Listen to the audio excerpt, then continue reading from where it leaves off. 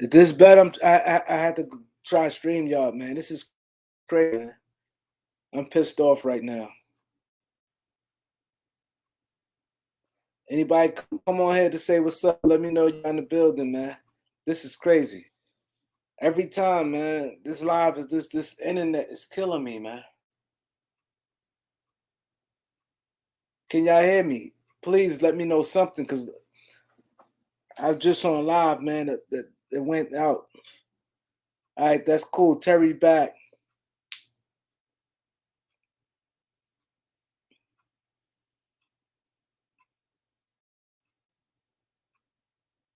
Terry, what's good, bro?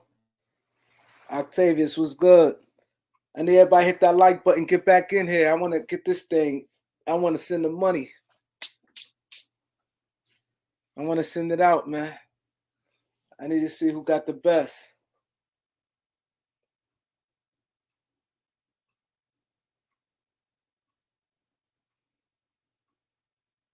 Come on, let's get the likes up, man. Braun apologized. 49ers win. Y'all know what it is. Good day for me, man. 49ers won. Good day. Good day. And the Cowboys lost. And Brooklyn, okay. Damn, BK. BK. It's snowing outside, bro.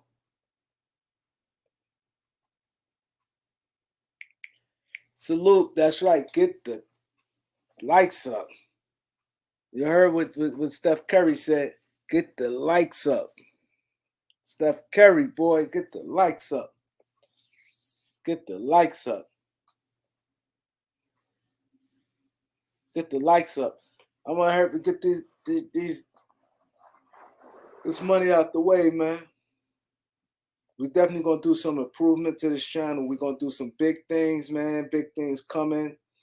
I'm gonna make some changes. It's gonna be all right, man. We're gonna be all right. I just need you guys to stick with me, stay loyal. You know, we gonna do the damn thing, man. We're gonna do the damn thing. We're gonna do the damn thing.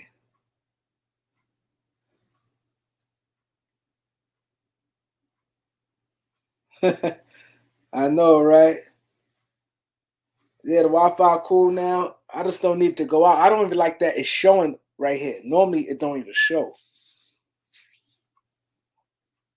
Normally, it don't even show. This Wi-Fi connection is not cool, man.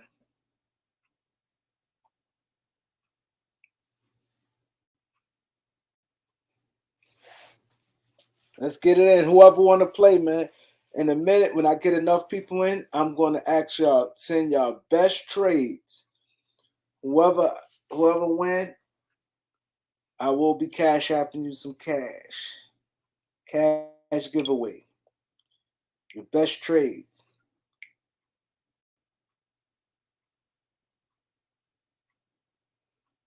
49ers pulled that thing off today, man.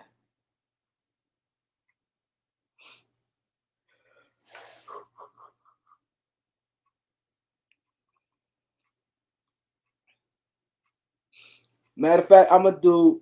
Yeah, I'm do. Yeah.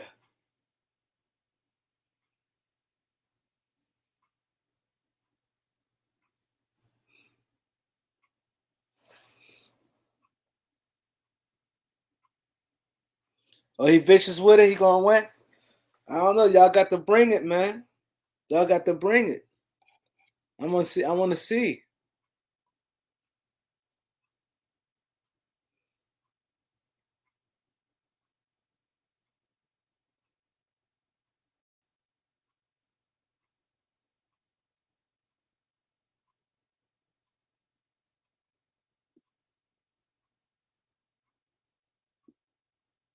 Elder, Elder know his shit though.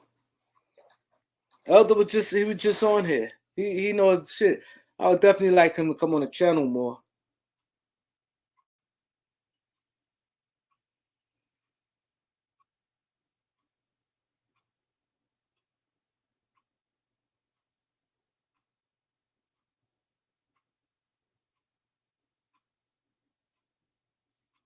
Thanks. What up, though?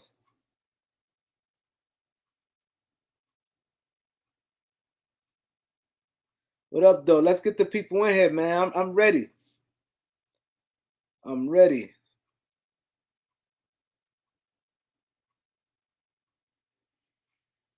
I'm ready to get this thing popping. I'm curious. I want to see you guys trades.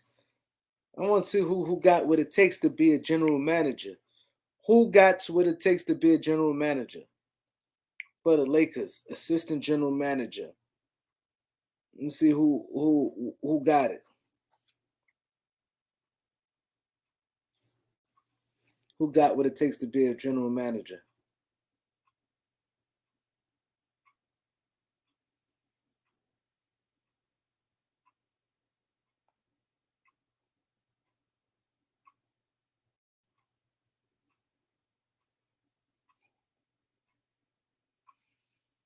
How are we gonna know who won? Because I'm gonna say who won. I'm gonna announce. I'm gonna say who what I think is the best trade.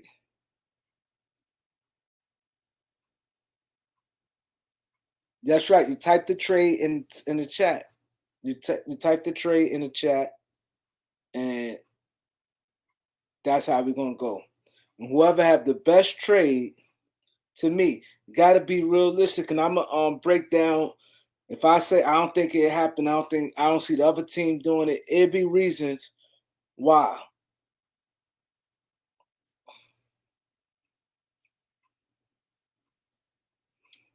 Yeah, Braun apologized. Oh, you think that's he said Braun apologized, that's telling him something. What you think is telling you?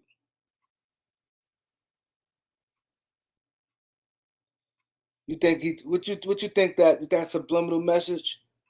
What you think that's telling you?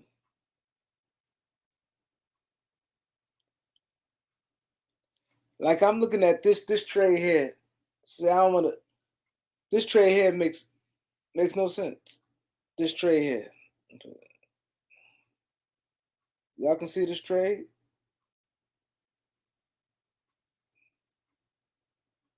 This trade not this trade don't make sense for the Lakers. Miles Turner book night. They said 3-team trade.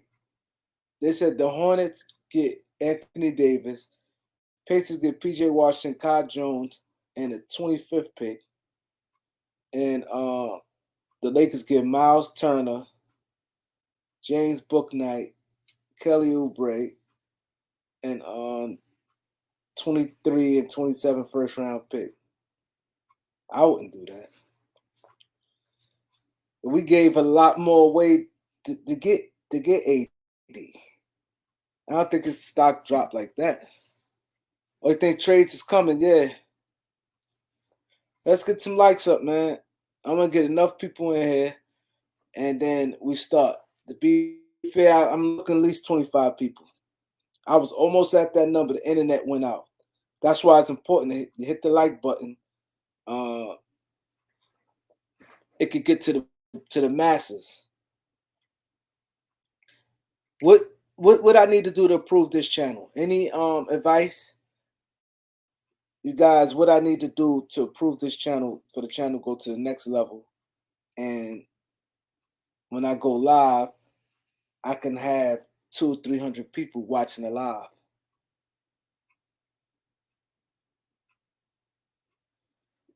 KJ, what's good, KJ?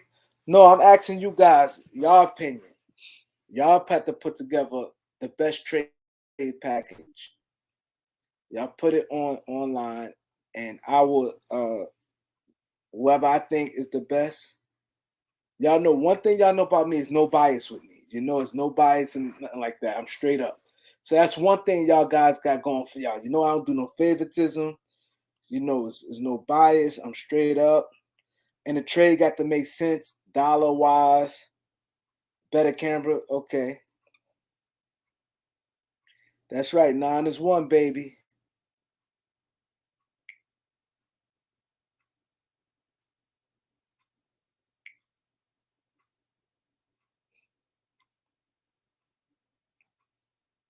Get a background. A background. Don't. That's. I'm glad you said that. I'm glad you said something about background. Isn't it like it's an app where it just be like a blank background? That's what I want too. A background where I know it's something you could use like a. I don't need a personal background, but I think it's a background, like an app to give you like different backgrounds. Let me see.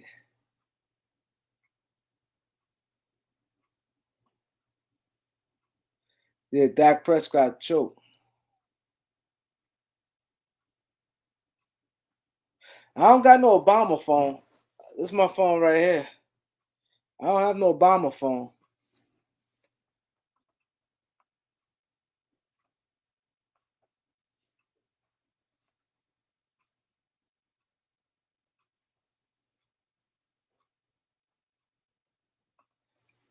A green screen. I always thought people those be like backgrounds people use. Nah, I live in New York. Easy money. I'm from New York. Um, cause I got a background. I have one.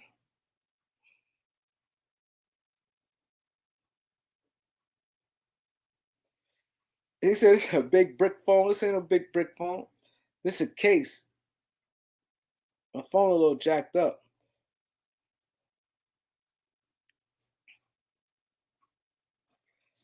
Yeah, but all right. So you said a background, a camera. I got a camera. I've been had a camera because I do the podcast. Y'all go to the Beat 139 podcast. But the thing about it is, I don't know how to work it while I'm live through the computer. See, I need one of you guys. If you guys lived in my city, we could sit down and work. A guy who could tell me more how to do this shit. I never was into this type stuff.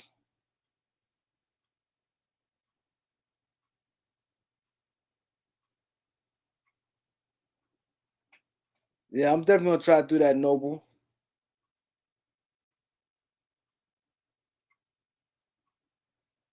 Nah,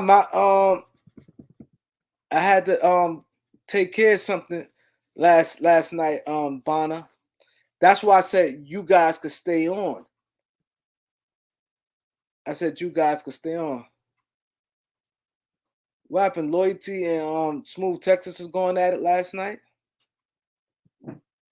What I'm going to do too, since I'm not big on debates, what I'm going to do, I'm gonna do a debate every time we go live where two guys talk. Two guys go back and forth, and we're gonna do it like that. Cause last night I saw Williams, I forgot his name, Williams. Like, you know what I mean? I'm gonna have them implement that. This way be good conversation like that. We're gonna do that for a little while. That's right. If you subscribe, hit the subscribe button. Thanks, Noble. He said he want to see this channel blow up, man. I appreciate that. One thing I do get love from you guys, man. But I had to keep it up. When I go live, I want to see 100, 200 people on the live at one time and stay there at least for a high duration of the time, not just there 5 minutes. Then people break out and go somewhere else. One thing about this is work here. This YouTube thing, this is work because it's 1,000 millions of people with channels, and a lot of you guys subscribe to a lot of other channels also. So it had to be when I'm live. Oh, I'm getting an intro. I'm definitely getting an intro. A guy working on that now. I'm getting an intro. So intro, I'm getting. I got a camera. Already. I always had a camera, but the thing is, I don't know how to work it where I'm doing live.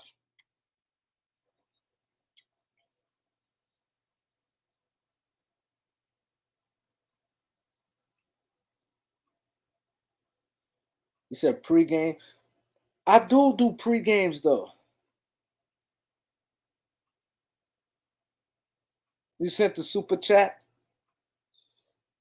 Oh, this thing. I appreciate it though. It might be there. It might be there. I appreciate that, Bonner. But I know what I definitely need some more basketball minds come up there. Like people talk some real good basketball. I definitely need that. I definitely need that. People debate, have good conversation back and forth. Then I could bring two more people. They have a good debate back and forth. Not that yelling and talking over people and name calling. I'm about to start this in a few minutes. I know there's people here. But to be fair, I'm gonna give people 2, 3 more minutes, and then whoever had the best trade. Remember, whoever had the best trade, make sure y'all have a cash app or have somewhere for me to send it to. Um, the key to it, the best trade, it could be more than one trade. You don't have to just say, okay, um, Dwight Howard for Bol Bol. That's it. No, you could build the whole Lakers if you want to say 3 trades, and then give me the whole breakdown of the roster afterwards. You could do a whole reconstruction of a roster. I don't care.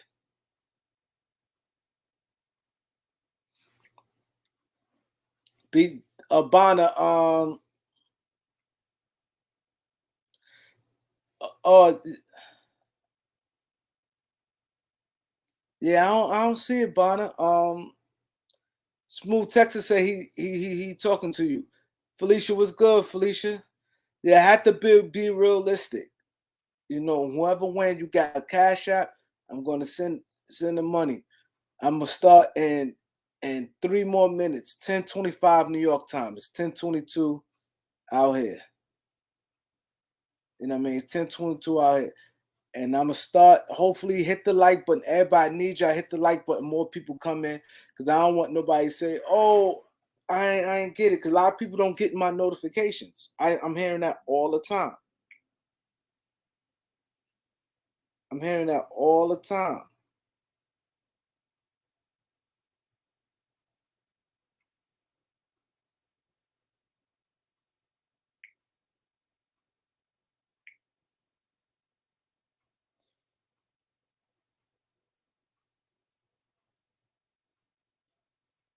And don't think just because. And I want to say this. This one be fair. Don't think just because I say I don't think Russ going anywhere. But if it's a trade that even could be a possibility, you still got a chance to win. Because I don't want y'all to think, oh, I can't say Russ because Kareem feel that Russ ain't going anywhere. You know, it like I said, it's not like it's impossible. A trade can happen.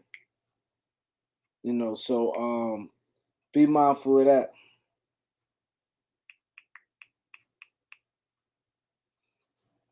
I'm trying to get everybody up here, man. I know. See, there's a lot more people on the other. I just was on. This thing is weird. I was just on live just now, and there's like a whole new group of people that's on there. And I don't see nobody. I had Rufus. I had Loyalty Films. I had Malik. I had a lot of guys who's on the other stream, and now they not here. The other live, the internet went down. The internet went down. So that's why I'm trying to be fair and give other guys chance to come on. The internet went down. I had a lot of other guys on here that's people not on here.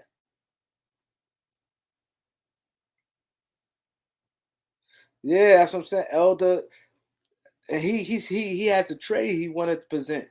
He was ready. He had a trade. Malik had a trade. A few people had trades. They was ready. Loyalty people was ready. So I'm trying to give them time to come here. This stuff here, I don't get, man. Some people get it. Some people get it late. Bonner said he don't hardly get it. But yeah, we're gonna do some different things on this channel, man. I definitely appreciate your advice. I'm definitely gonna do a background. Um I had to see some stuff I'm gonna have to learn, like do the screen sharing. I see that works. Screen sharing. I'm gonna do that. Oh wow. It said I got 2 lives at one time. Wow, see that's the issue right there. Wow, I'm glad you told me that.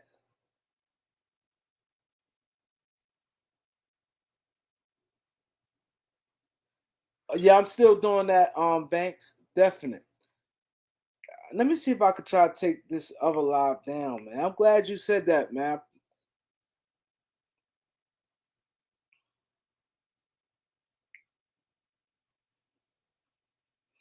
You're right. I still see it's still up there. It says nobody watching though, but I still have a live up there. Let me.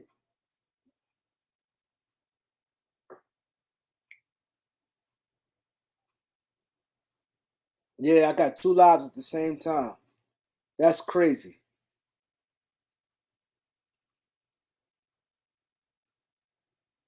Oh, Elder on ticket right now.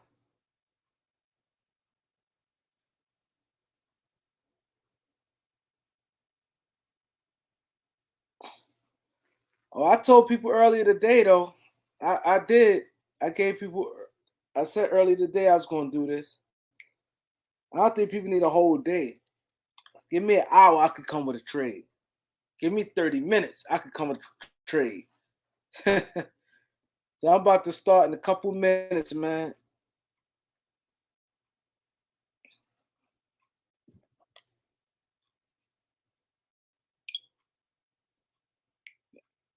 So I got people on my DM right now that DM me.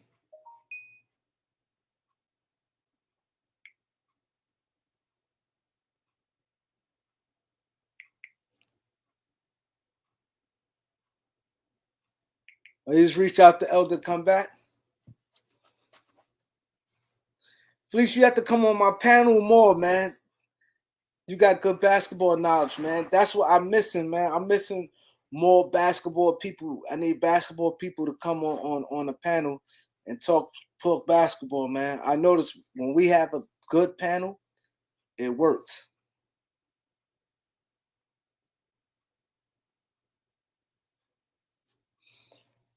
Banks, why you don't never come on the panel, Banks?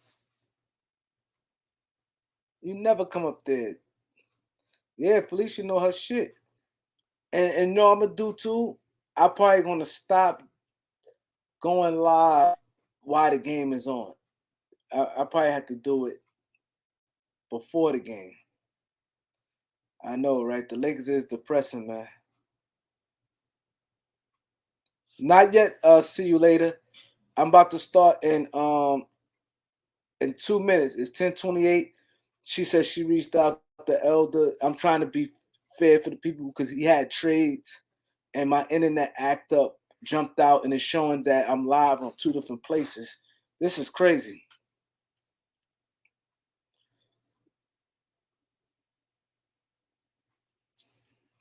But yeah, but I definitely want basketball people talking good sports on the show, man. So we got 1 more minute. I'm gonna start. Hit the like button and start getting ready y'all trade. Remember, realistic and long as the money is close. I'm not going. It don't have to be dollar for dollar. If it's close, like I said, if it's like a bigger trade, like a trade with a guy making 20 million. If it's and if you got outgoing salary 27, that'll work. Shout out to you. Thanks, bro. 419. Thank you. You could do 3 team deals. You could do all that.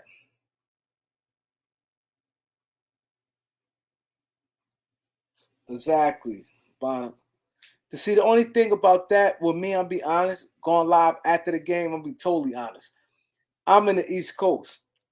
When the Laker game go off, it's 1 in the morning in New York. See, that be the issue with me. So for me to get on a live 1 o'clock in the morning, it'd be tough. I'm not gonna be on live. So it's 10:30. So you guys now make sure y'all have a Cash App. Don't say this, do it, and then if you win and you say, "Oh, I don't have a Cash App," you know. So 5, 4, 3, 2, 1. The trades begin. I'm the Los Angeles Lakers, and I'm going to see who got the best trade out. We're going to see right now. I'm going to put it in brackets, and I'm going to be honest. Nobody don't feel away. I got to keep it 100. Don't feel away. The trades right now. Bonner had the last comment. He said, "Me too, I feel you." So anything after that comment that Bonner did, everybody, it should be nothing but trades. Like I said, you could rebuild the whole Lakers. It don't just have to be like a 1-for-1. If you want to do 1-for-1, you can. But if you want to build the whole team and it's a good idea and a good shit, I want to see y'all GM skills. Y'all the GM. Let's say if y'all remember that game? I mean, it was a TV show, and I'm mad. I always want to know what's the name of it. And you do be like a GM, and you put together a team, and you win some money. Then you do like internship with an organization. I seen it before. I can't remember the name of it.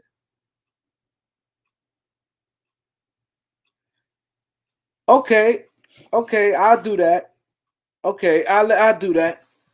He said, people come up explain their trades. Okay, because some people probably don't. Okay, that makes sense.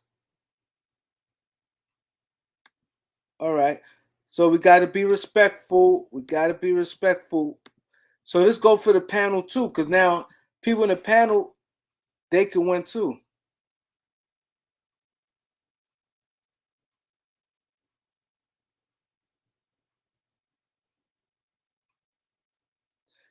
Yeah, you could do it in the chat.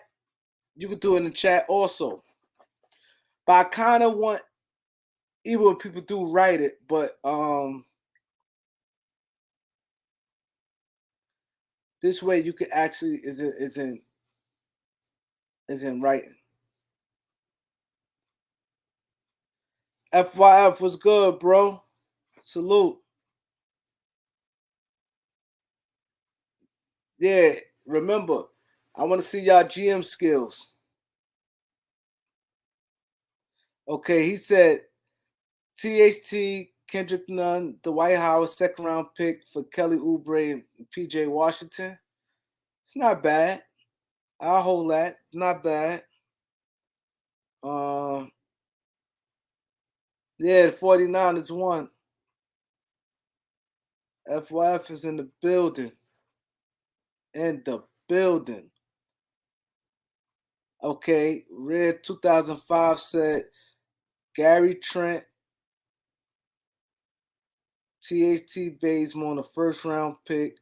Then the Lakers trade Kendrick Nunn, DeAndre Jordan, second round pick for Justin Holiday, Torian Craig, Trey Reeves. It's not bad. That's not bad. That's not bad right there. That's not bad right there. Hold on, Tom. Chat. Hold on. Yeah, we got Dallas out of here. Lakers. That's not.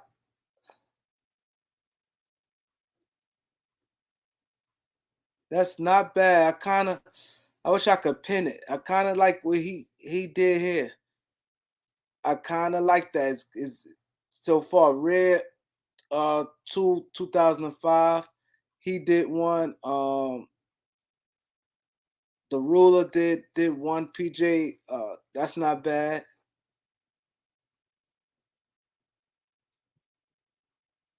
Yeah, somebody, y'all come on live. Y'all can do it also. Oh, you a girl? Oh, wow. I'm sorry. Said she a girl, by the way. So we got 2 girls on here, 3 girls. Okay, King Wally said Bazemore for a second round pick and Bobo. All right. And y'all can't, once y'all get a trade, y'all can't keep switching it. That's another thing. You can't do it like this, like for instance, King Wally, that's your trade. You said Bobo, okay.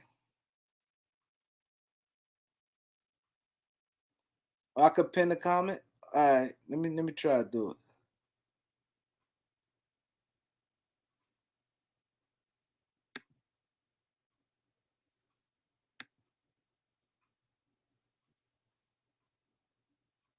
Like that? That's what y'all talk about, like that? Yeah, yeah. All right, so that's a trade. But how that works though, when it stay like this, what happens?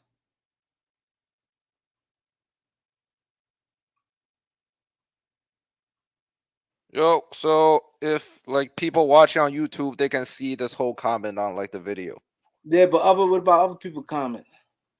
Well, you have to take this one down and then pin that one. I think you can only pin one. I think. Okay. All right, so all right, so I'm gonna pin this one. So I'm gonna pin it each by, I'm gonna do it like that then. Now I know how to do it. THT, Kendrick Nunn, Dwight Howard, 26. Oh, matter of fact, I'm gonna start saying, I'm gonna give my critique why it's do it gonna be hard. This trade here, I think this is an overpay. I'm not too crazy about this trade right here.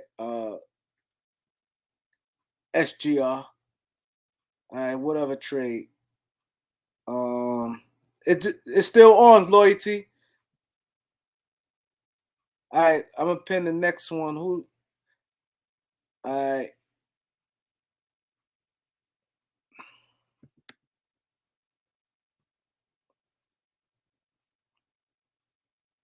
They said Bazemore in the second for Bobo.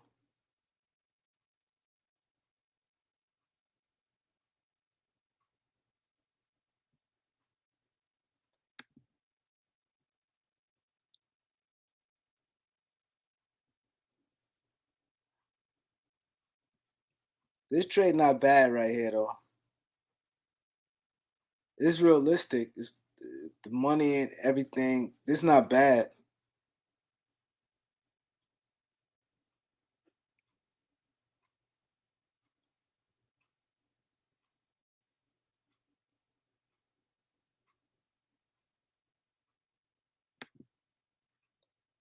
He said Westbrook Reeves for Smart and Al Horford.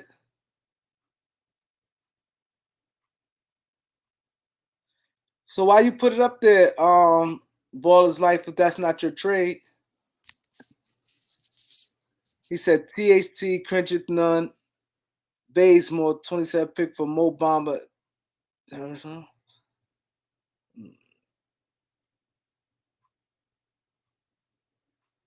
I like it, but I think Kendrick Nunn is, we give him two good players. Kendrick Nunn is better than what a lot of people think. And I, I think the Lakers could do that. This is a hell of a package. Kendrick Nunn, THT, and he said second. Mo Bamba. That's not bad. It's solid. It's solid.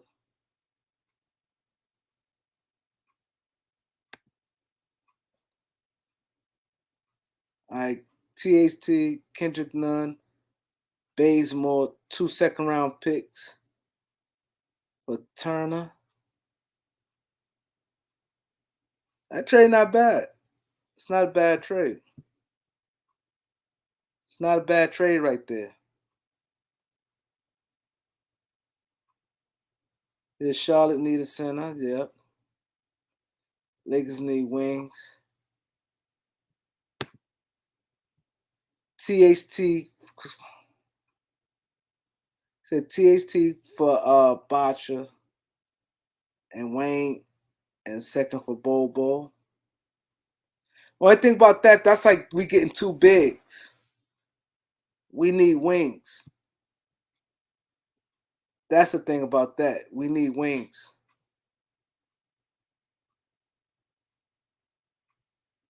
We need wings. Go ahead, Tom. While the chat is quiet, what's yours?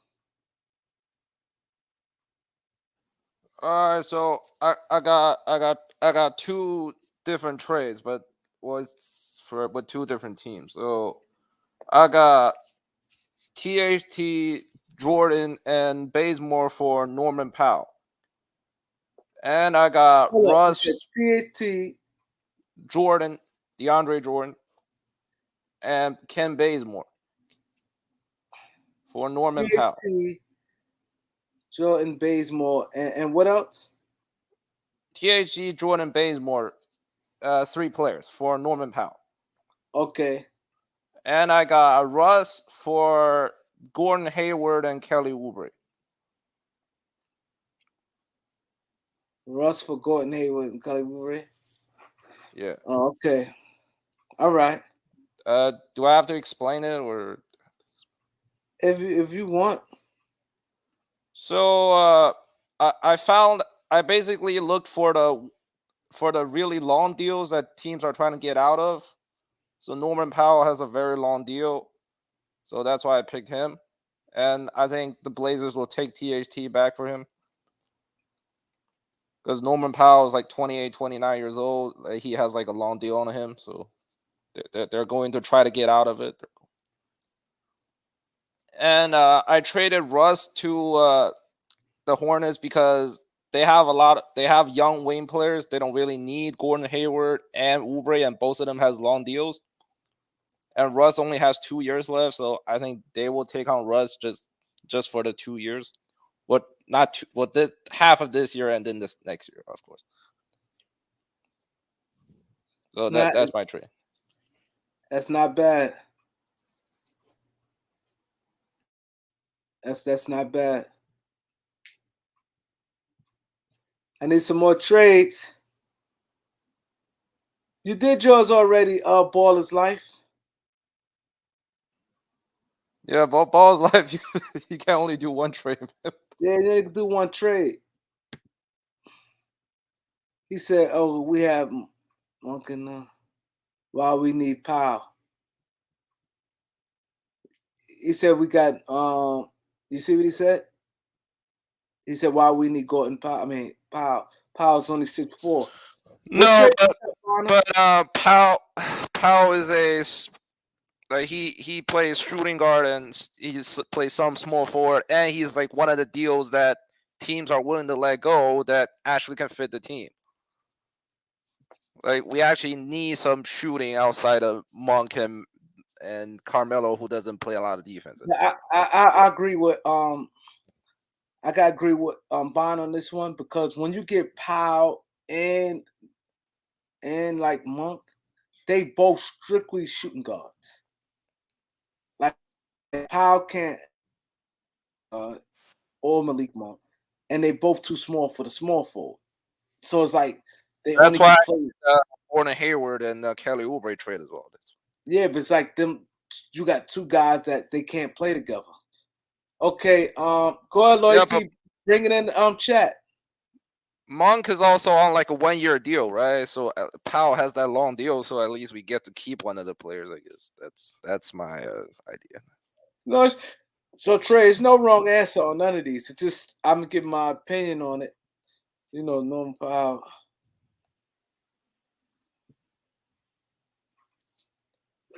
Any other trades? I don't see no more trades on here. Like, I see the THT for Jeremy Grant thing, but I'm still not. I'm not very confident that trade will actually happen. Who put that up there? Oh, Julian.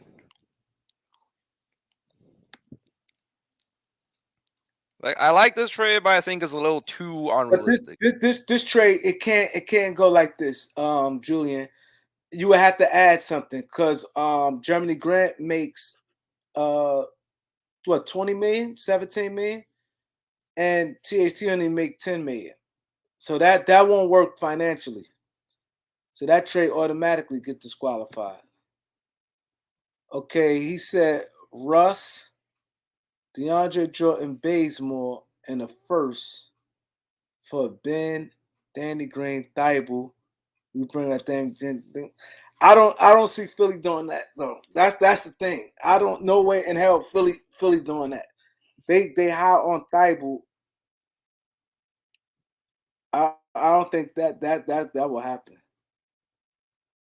Oh, you want AD too? All right, so yeah, I see. All right, so put the AD trade up there. Reason why I'm being clear because I don't want nobody to say how you let him get 2 trades. Reason why it's not that I'm letting him get 2 trades, but he put a lot on this one. So go ahead. So if he say AD2, that means he cannot bring none of these players here that's involved. The Westbrook, because they already in the trade already. All right. He said THT Howard and Jordan for Christian Wood and a second-round pick. Woods taller than 6'8". He's 6'10". I like that trade.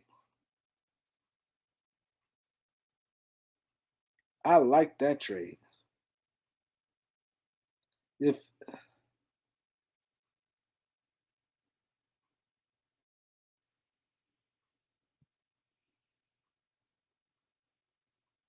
I really like that trade. Bazemore, TT. It's not bad.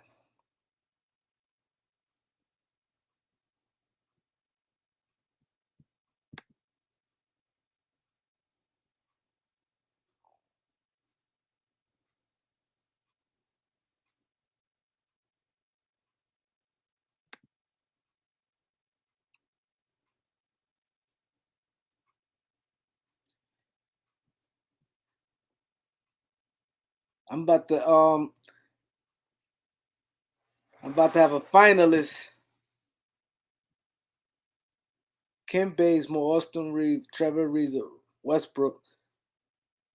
Brogdon can't get traded right now, so that trade's automatic disqualified.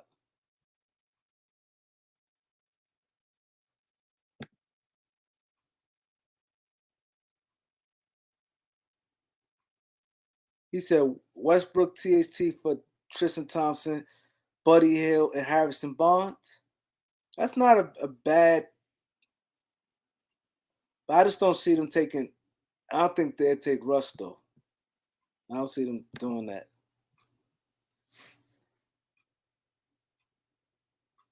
He said AD THT for Miles Turner, Karis LeVert, and the power forward from Indiana. They get rid of AD. He a liability.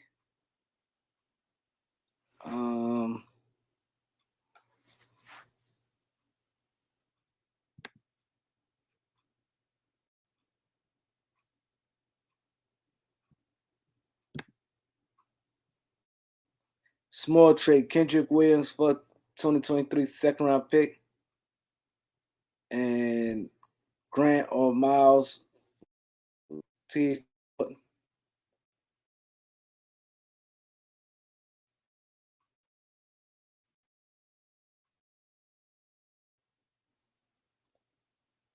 Yo, Kareem, you still there?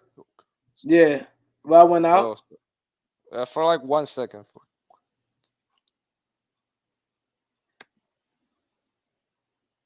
All right, look like everybody got theirs in. So I'm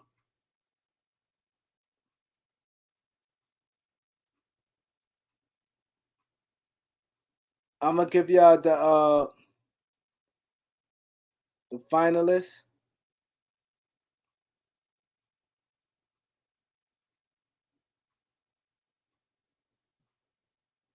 Let me give y'all the finalists.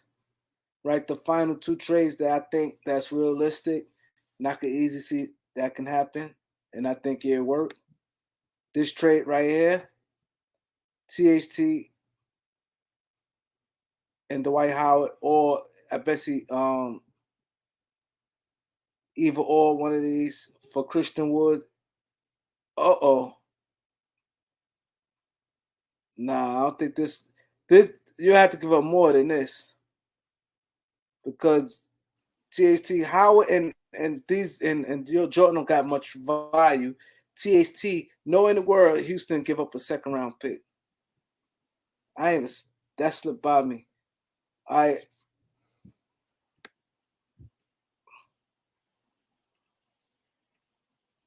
Yo, Kareem, you saying we'll take Kevin Porter if he's available? Yes.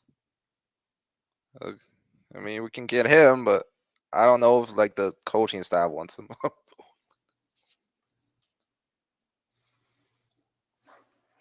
So, but this is a good trade too, right here.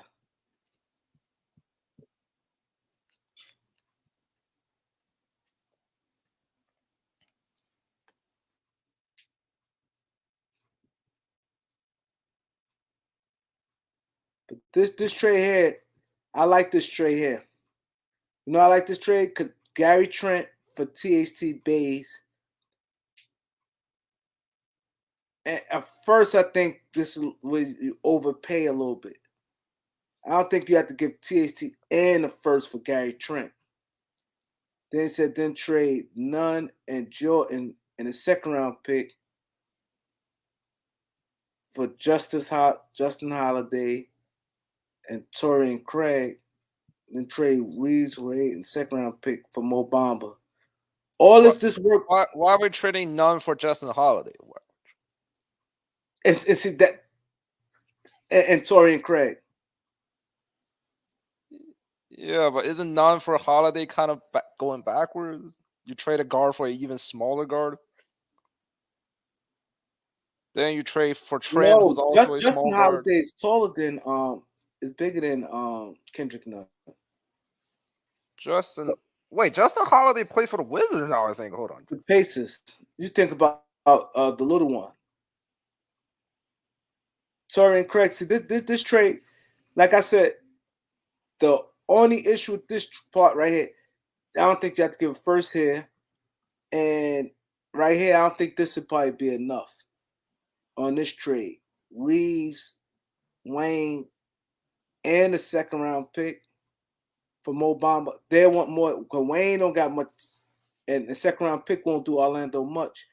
I don't think Orlando will be that intrigued with Reeves where they give up Mo Bamba. Also, we trade for Gary Trent, who's not that different from Norman Powell, and y'all get on me for trading for Norman Powell. Nobody got on you. But Bonner did. No, but Gary Trent is a little bigger than Norman Powell. But see, this by like a little. Yeah, you're right. But he more. But damn. See, this trade get knocked because two things in this trade. I think it's a little overpay here. I don't think if you trade THT and Bazemore, I think a second round pick could get this done.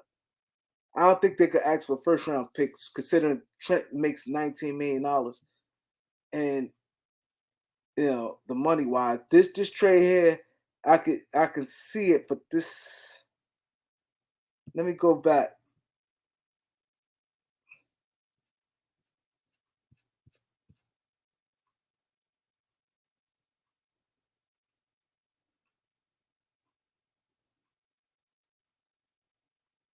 Okay, y'all want to vote as well?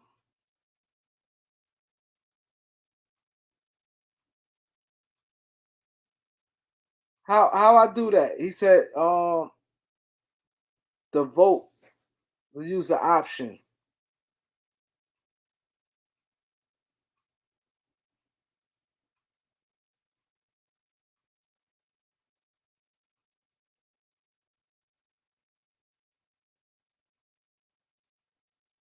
How I do that?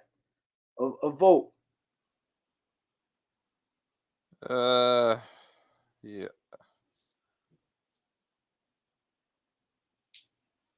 If FYF Sports still here, I think he can tell you. Yeah, he know how to do that shit.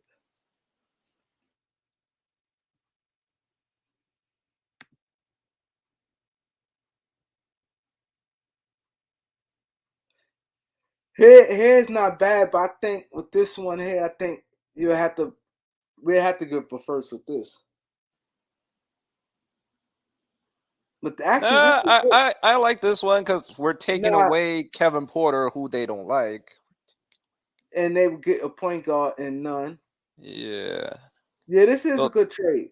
Yeah, so so this is they a good trade. replaced Porter with Nunn, and they got This, THT for Wood. this works because they would get a point guard, a young point guard that they need. Because it seems like Porter and what's his name, and Green, they dynamic, but then they'd be getting a wing back in THT, a big back in Jordan. This trade is good. This trade is good. What y'all? I like this trade here. I really like this trade. Tupac Biggie.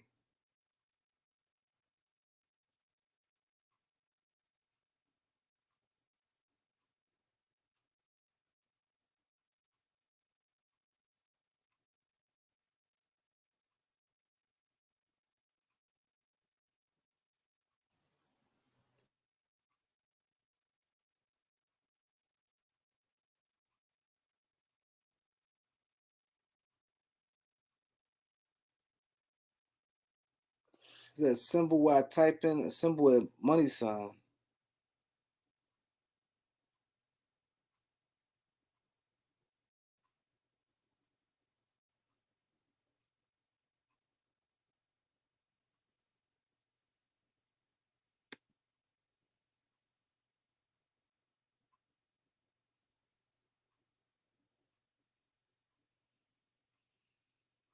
Is that three symbols? There's no symbols by no chat.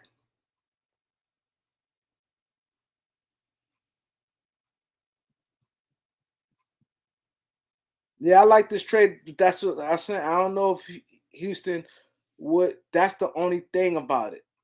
That's the only because I think Houston is high on Kendrick Nunn, but I mean Houston high on Kevin Porter, but Christian Wood.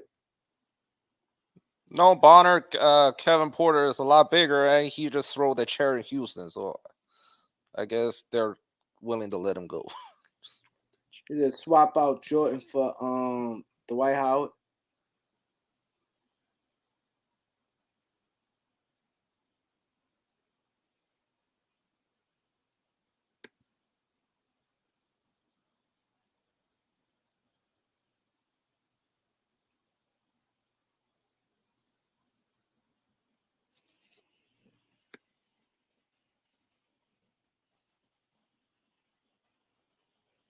Yeah, they. This is true. They got Jalen Green and Josh Christopher. So to be honest, they don't really technically need Porter right this minute. They don't really need him because they do got guys for the future at that.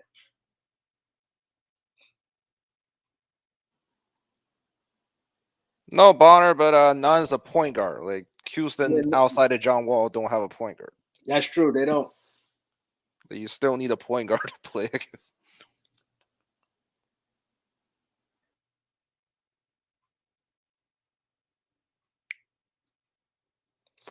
Somebody sent me something on my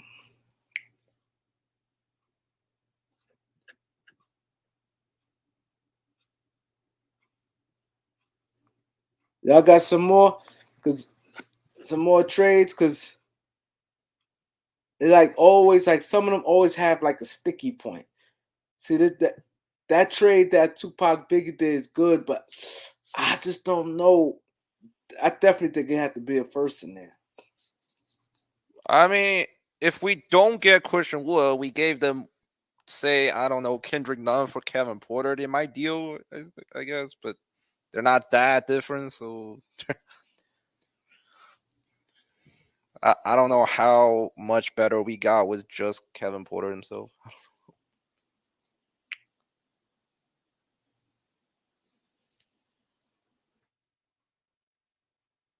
He said Jaden.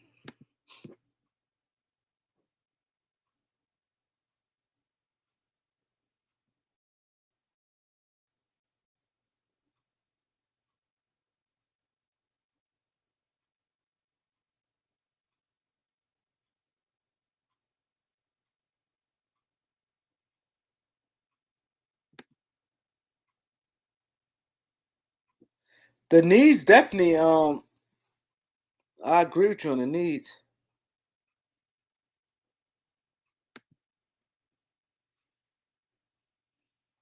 I could see that happening.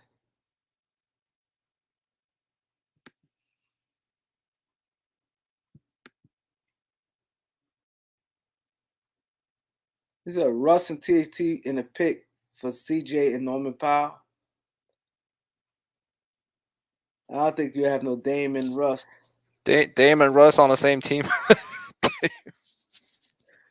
I can see THT for Norman Powell though. That might happen. Yeah, I could easily see that. But Russ for CJ, like, come on, Russ for.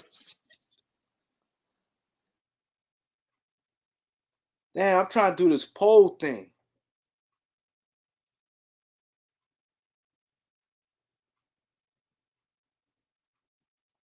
See who had the best.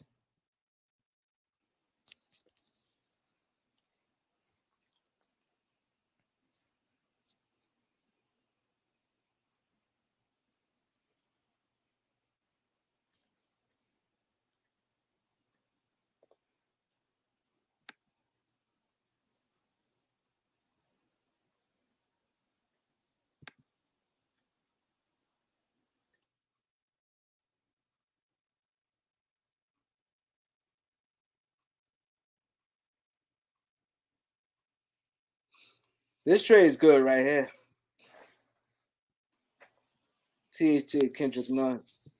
This trade and for Grant and DeAndre Jordan for Bol Bol. That's good right there. Taylor Ricks. Do you really think we get Jeremy Grant for THT and Nunn, Kareem? I think he probably put a little more in that deal. I think a little more. I'm pretty sure we're not the only team that needs Jeremy Grant. Like, somebody will get aggressive.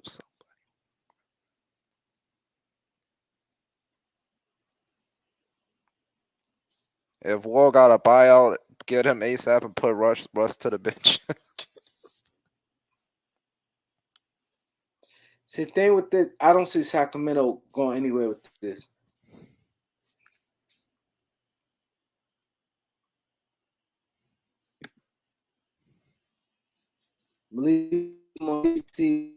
Picks for Brunson and Maxi Cleaver. Nah, I think that's giving that's giving up too much.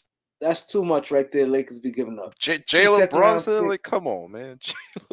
Jalen Brunson is good, but no, but we have Kendrick Nunn. He does similar stuff. I like Jalen Brunson though. Yeah, but we're playing him and Kendrick Nunn. Like, that's I don't know how is that gonna work.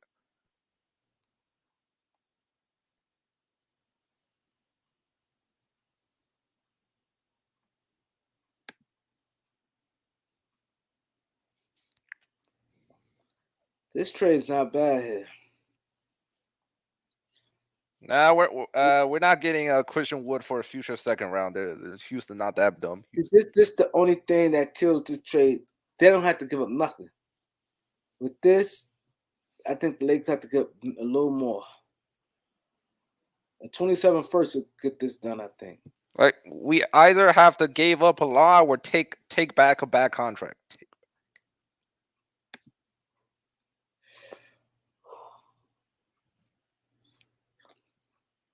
I think this is a little overpaid. THT, Nunn, and a second round pick. No, Jared Vanderbilt is good. But why don't we just trade for Jared Vanderbilt then? Why don't we just trade? Nah, this trade's cool though. But I don't see them doing it. Like, Minnesota have too many. Minnesota wouldn't do this. They have too many guards. They have D'Angelo. They have Edwards, Russell, Beverly. Like, they don't need THT. They don't need.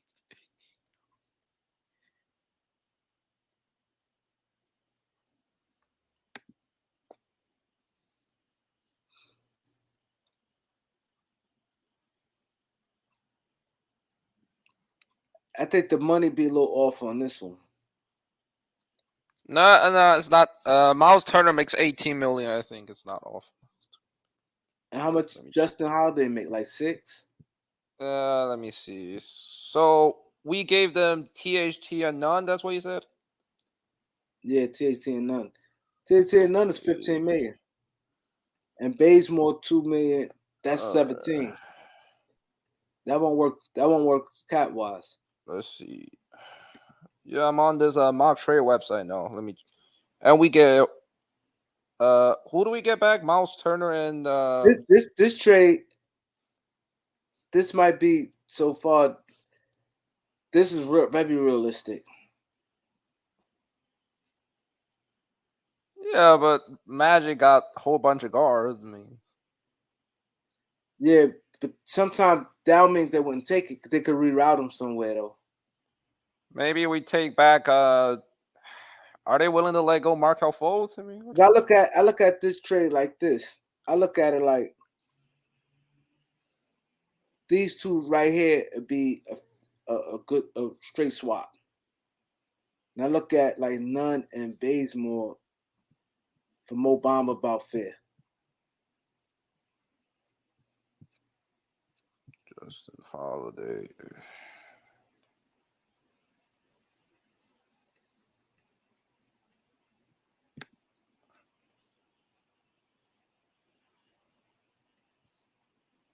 They could get Ben and Thibault and Jeremy Grant. Pistons get Russ. And the second, Philly get AD.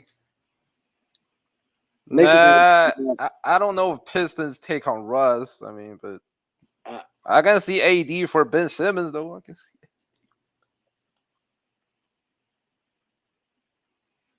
Pistons won't do this.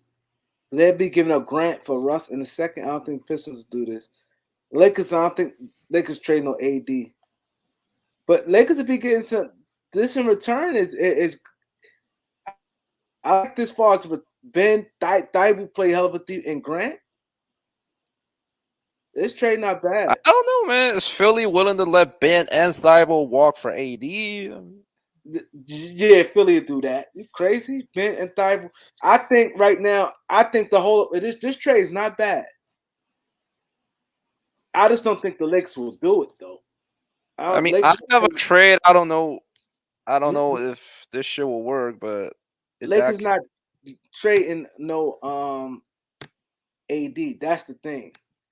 But far as like he put together a good trade, but I don't. Lakers ain't trading no AD. Well, I mean, I have a similar one. We can trade AD and Russ for Ben Simmons and Tobias Harris. Similar ideas.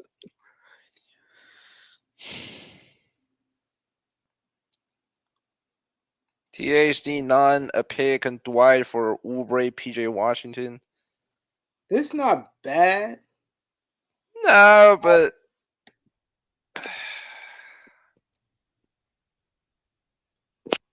I'm not sure if they let PJ Washington walk for a Kendrick Nunn with THT. I'm not sure. Yo, can you hear me? Hey, you. Oh, okay. Yeah, when I was posting my trade, I wasn't talking about Houston giving up a second round pick. I'm talking about the Lakers adding in as well as a sweetener. So your trade is what? It's THT and either Jordan or Dwight Howard and a second round pick for Christian Wood. Put one of them in there. Yeah. So you said THT. Either DeAndre Jordan or Dwight Howard and a second round pick for Christian Wood. All right. So I'm gonna close it down. So your trade and where this guy trade at? I want people to vote.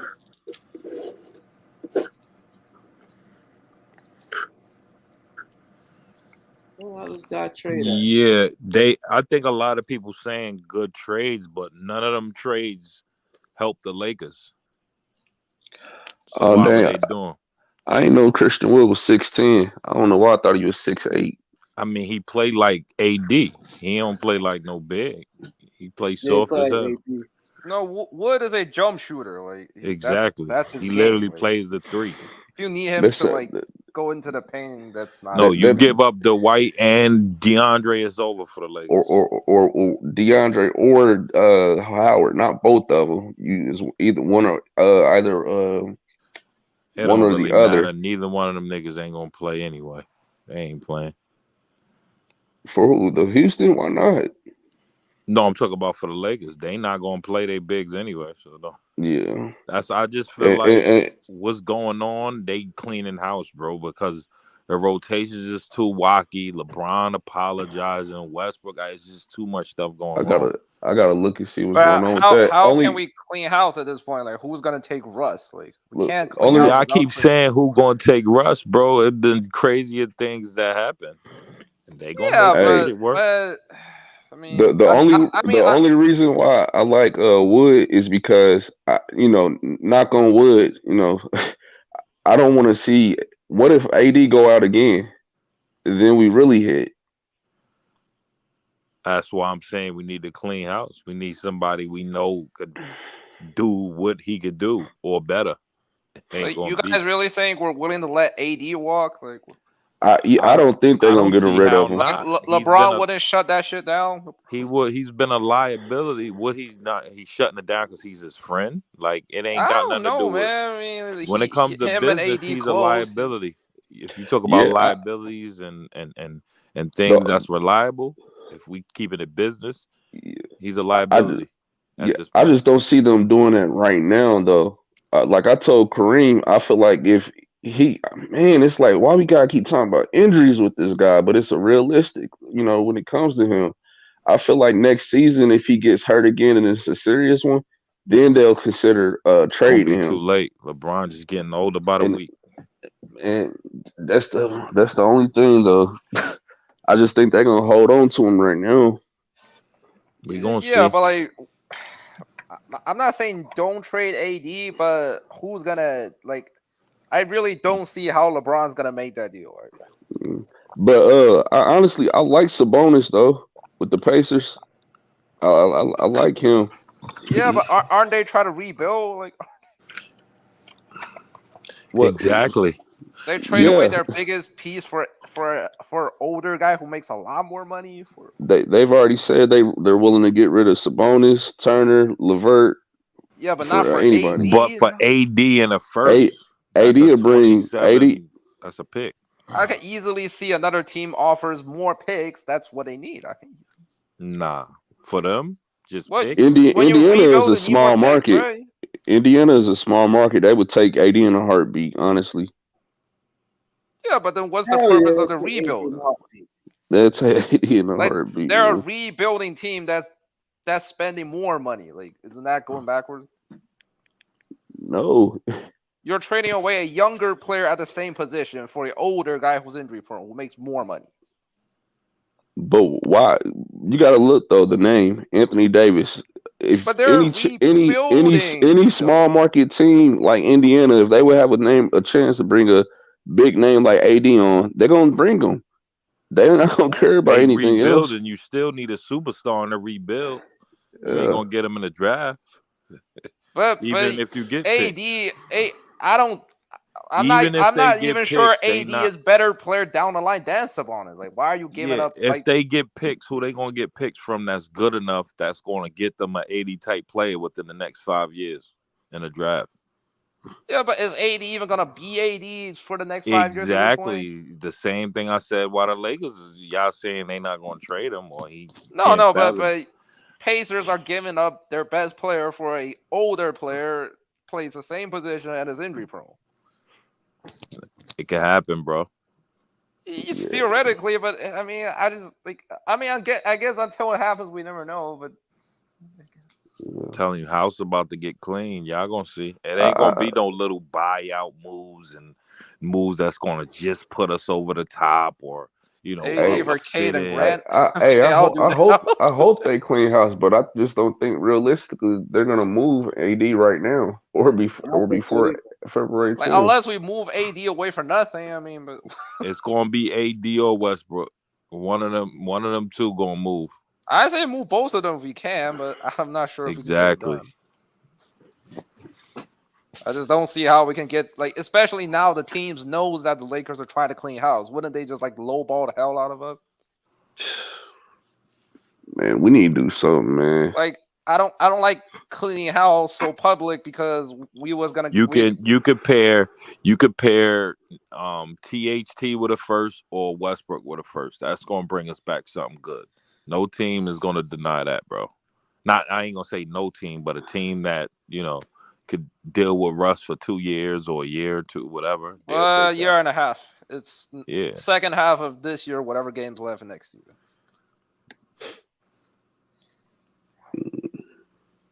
So, what y'all think? Who had the best one between Aaron Holloway, this trade right here,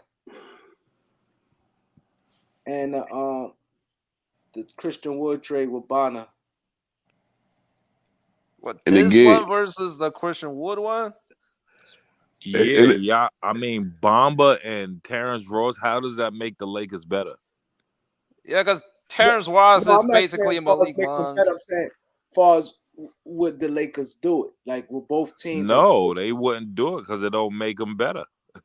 I mean, It's we not- don't like playing guys like Mo Bamba anyway. We don't like. It ain't even that. It's like it's not a trade that's going to put them in a better position. Like Lakers don't do trades just to do trades. Like, I mean, Knowing Rob Pelinka, he will always make a trade. yeah, he'll make a trade that's going to make them significant, like look better, opposed to how they looked in the first half of the season. And then you got to take into toll it's only a half a season left to play, so it got to be something that's going to give us impact.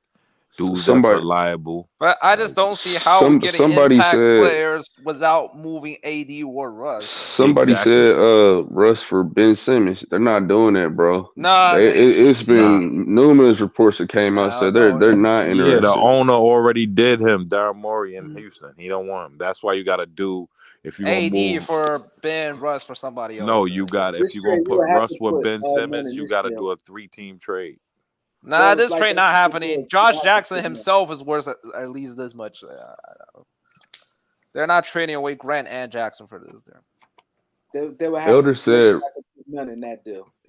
Elder said Russ. No way. Toronto takes Russ for Siakam. You crazy? Russ and THT for Siakam and Dragic. I just think Toronto they got Van Vliet. Dragic is a better contract than Russ, so they're not doing that. And now I think they do it for Siakam. Like, come on, man. But I agree with Tom on that one because you gotta look at this. Like he said, Toronto ain't gonna want to carry Russ money over for next year. That alone, they would have to be carrying Russ money over for next year. And like THC for Siakam, like, but then again, you probably could put Russ with Van Fleet. No, but Dragic's money is gone after this year, so I know Toronto is not in the need to getting rid of him. And then you're basically trading Siakam for a 1-year deal, Russ and a THC. Like, come on, man. Like, if they trade Siakam to any other team, they're gonna get more than this. Because Siakam is like he's injury prone, I guess, but he's not old. He plays a valuable position. No, he's not with the team, Elder. But the thing is, with Dragic, his money come off the books. Yeah, so like they're not gonna throw him just for the sake of throwing him away. Then. And their GM always does like this. Like, what's that guy named? He always does like. I think they're gonna wait till the last week, trading like the deadline week, because they want to see what Nunn can do before they put him in any package. Nunn came back like this week. You guys think? Yeah, they not trading him without seeing what he could bring. Come back, I think Thursday. AD coming back soon. That's like the only good news now. At least we can see what the whole team can do. Hopefully, AD is 100%. Nope, he won't be. Man, I think we're getting similar AD from like earlier this season. I don't see like the same AD coming back. No, because my thing is that knee injury. Like I hope he's not coming, back just to prove He's people playing wrong not or to anything get. like that. He's gonna be playing not to get hurt. Hey, salute, fellas. Man, But what's going on, not on guys? a short deal though. Like if he wants to get paid, he has to come back. Yo, Yeah. Elder, what up? What you Yeah. think of all this, man? I don't think y'all understand the trade that I put out there. The Which benefits, the benefits for both teams. Which one you put? I put the Russ and THT for Siakam And and Dragic. Dragic. Dragic is a player they never even wanted. They did that to do the Lowry deal. He's never played. He's You never think even been with the, Siakam ran his course in Hold on. Toronto? Oh, and they ready to remember- give him up? Do you remember last year Siakam got suspended for getting into it? Like it was a physical altercation almost with the coach. So he got hurt. And what they did was let him get healthy. And if you notice, ever since Siakam been back, they've been giving him heavy minutes so that he can get his trade value up. They're gonna move Siakam because they gave him that max deal last year. So he got 4 years left on a max deal. But they drafted Scotty Barnes. They already had OG Anunoby. You got two cheap guys already there producing on that level. Yep. And when they drafted Barnes, that let me know Siakam gone. They're not finna deal with that BS. But Yeah, but why are you saying Siakam to the Lakers? Like, because here's the thing: somebody's got to take Siakam's Why not? contract. But and it's got all a lot of other teams can offer. I ain't gonna hold you, Kareem. That's the best trade I heard. Now that he breaks But it down. the only thing though I've seen reasonable and it's realistic and all the it's gonna catch people trades out the blue. All the trades I've seen though, it looks like Raptors want to keep Siakam. Nah, they want because he might have ran his course. Because listen to me. Even because look, one trade that I saw and about the Raptors, they were trying to bring Grant and have him and Siakam playing in the start lineup together, and I was like, bro, what? I promise you, the Toronto Raptors want to trade Siakam. Here's the key: if you want to keep Siakam after what he did in that locker room, why would you draft Scotty Barnes? That's such a bad standard too. So for think the about team. it. Why would you draft Scotty Barnes when you already have OG Anunoby? Him and OG play the same position. Why would you draft another guy like that? If you want to keep three guys that play the same position and they're all good. So when you think Raptors would take on if Raptors Russ, though? don't draft Scotty Barnes, who do you want them to draft? What teams do is they look at the totality of the contract. How much is owed to Siakam?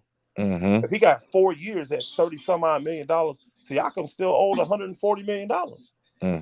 And they would take him and move him, so that takes $140 million off their books. Dragic, $19 million falls off their book. Then they only stuck with Russ at $47 million, but it's an expiring contract. Everybody knows. Sometimes that's what it comes down to. Everybody knows in the NBA, an expiring contract is very easy to get rid of. So now Russ is a lot easier to move because his contract's expiring. Don't get me wrong. I would love that, but I don't see. Siakam has one extra year than Russ. It's not that long. Y'all never let me finish the whole trade. Go ahead, brother. Y'all remember last year when Lowry was on the block? Remember they were saying the Lakers got a deal done. Remember Lowry's supposed to be going to the Lakers. They wanted THT. They wanted THT. The Lakers said no. So we know the Raptors like THT. They love him. Now you get you get THT on a very friendly contract and a first round pick, because that's the part I couldn't get in there. And you get money off. You got to give them an incentive to take Russ's 47, even though they gonna look at it as I'm saving $100 million between moving Siakam and taking Russ. So you give them the first round pick, Russ and THT, and I guarantee you they do that deal. The problem is the Lakers don't want to give up that first round pick, y'all. That deal would be done now if the Lakers would give up the first round pick. They don't want to do it. That makes sense. You broke it down good. See, that's why I think it is good. Like when guys come on a panel sometimes, it's got to benefit both teams. And people say, "Well, Russ don't benefit Toronto." Well, you ain't doing the deal to get Russ to play for you. You're doing the deal to get the cap space, to get the relief. And it's quicker with Russ. I'd rather have 47 owed to Russ and not be in a position where I have to play him. Because think about it. They just set Siakam. I mean, not Siakam, Dragic Remember, Dragic's not even with the team. He's with Miami. He's actually in Miami practicing at the Miami facility, y'all. Yeah. So it ain't about playing Russ. It's about having the flexibility. So they'd have THT. They'd have what you call him? Well, they have all the guards because they're not giving up no guards. And you can play add Russ with THT Van Fleet. for Dragic. You have Van Fleet, THT. You have all them guys, and then you have Siakam out of the way. So now you have the minutes for Scotty Barnes and OG Anunoby. I honestly would like that, but let me ask you this: do you think teams really still have a high regard for THT and the way he's been playing lately? Toronto wanted them bad. Bro, these teams know what's going on. They know that the Lakers is the hardest team in the NBA to play for. Exactly. They know that he's in a bad position. He's in the same position that Kuzma was in last year. Yeah. People say Kuzma inconsistent.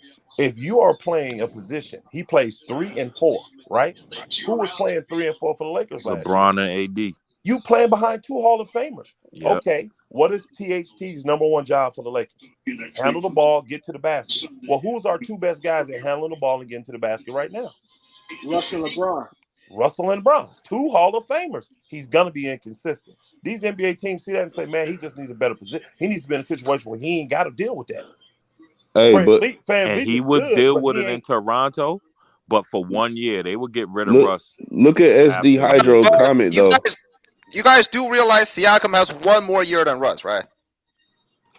Yeah, but Siakam why don't they just wait till guy. after the season then deal Siakam next year? Why do they have to jump on the deal now? You got to get somebody that want to take his max deal, bro. You think a lot of teams want to line up to take Siakam's max deal? Siakam still has 3 years left. I mean, if he doesn't play well, he's not getting paid. Bro, what do you mean he's not getting paid? This is the NBA. They're all guaranteed contracts. What are you talking about? No. I mean, you said they're going to save a lot of money by trading Siakam away, but Siakam only has 1 extra year than Russ, and he makes $10 million less a year. No. He has 3 more years after this year, bro. No, he has 3 more years with this year. You got it wrong. I just checked. Let me see. Okay. What's he making? Okay, here's the key then. What is he making in those 2 years that he has left in? It's 60. So after this year, Siakam has 33 million for 2 years. Russ has 30. Russ has like 46 million for 1 year. They don't save that much money. It should be. That's a big difference. It should be an increase, but let's just go with the 33. That means it's 66 million is owed to Siakam, right? Yeah. And 47 million owed to Russ, but Russ will be on an expiring contract. So that's $20 million between the two. And you can move Russ because it's an expiring contract, so you're not gonna have to eat up that whole 47. How old is Dragic? He's really old. He's 30. Lakers wouldn't even care, Elder. They're getting Siakam. Do you know what that does for LeBron, bro? That's like Pippen and Mike. The trade has to benefit both teams. Yeah. The thing is, you have an overload on Toronto of small forwards. You got to split the minutes right now. And if you look, they giving Siakam all the minutes because they're trying to get his trade value up. But teams ain't dumb. When you look at a player like Siakam, you really don't want to pay him max because you know he ain't a lead dog. Yeah, so but he's not getting it. So now you got to convince a team that he can be your second best player and take on 2 more years of this contract. The same is going on with what's his name? He's Grant. Why y'all think Grant is Why y'all think Grant is not traded yet? When Grant is telling you, I'm going into free agency this summer, right? And I want a max deal. Do you want to pay Grant a max deal? No. That's why teams haven't moved on Grant yet, y'all. Yep. So I like Siakam to the Lakers, and I think they would do that. Yeah, I mean, if Toronto give us Siakam, that would be awesome. But like, I'm gonna tell you, my brother. Hey, my brother. Let me tell you this: you always get draft picks for the best player in the draft. I mean, in the trade, right?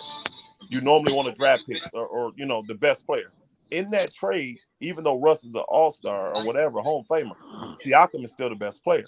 So that's why Toronto said, give me a first-round pick, too. I know I'm getting a young THT who we want, but I want a first-round pick. And the Lakers are saying, no, we'll give you Russ and him, but not that pick.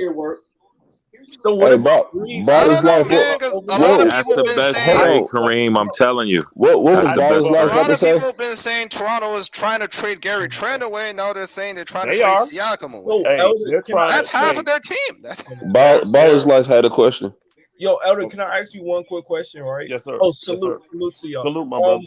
So if the Lakers are reluctant to giving up the first round pick, right? Would Toronto be incentivized to take Austin Reeves?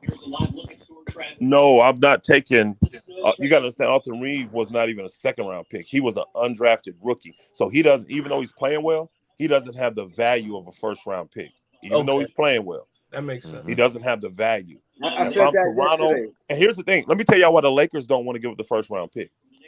They really believe they still have a chance at Ben Simmons. And they would hate to do that Siakam deal, and then Philly come calling, and they don't have a first round pick. So now they got to do something crazy to get the pick that Philly will want.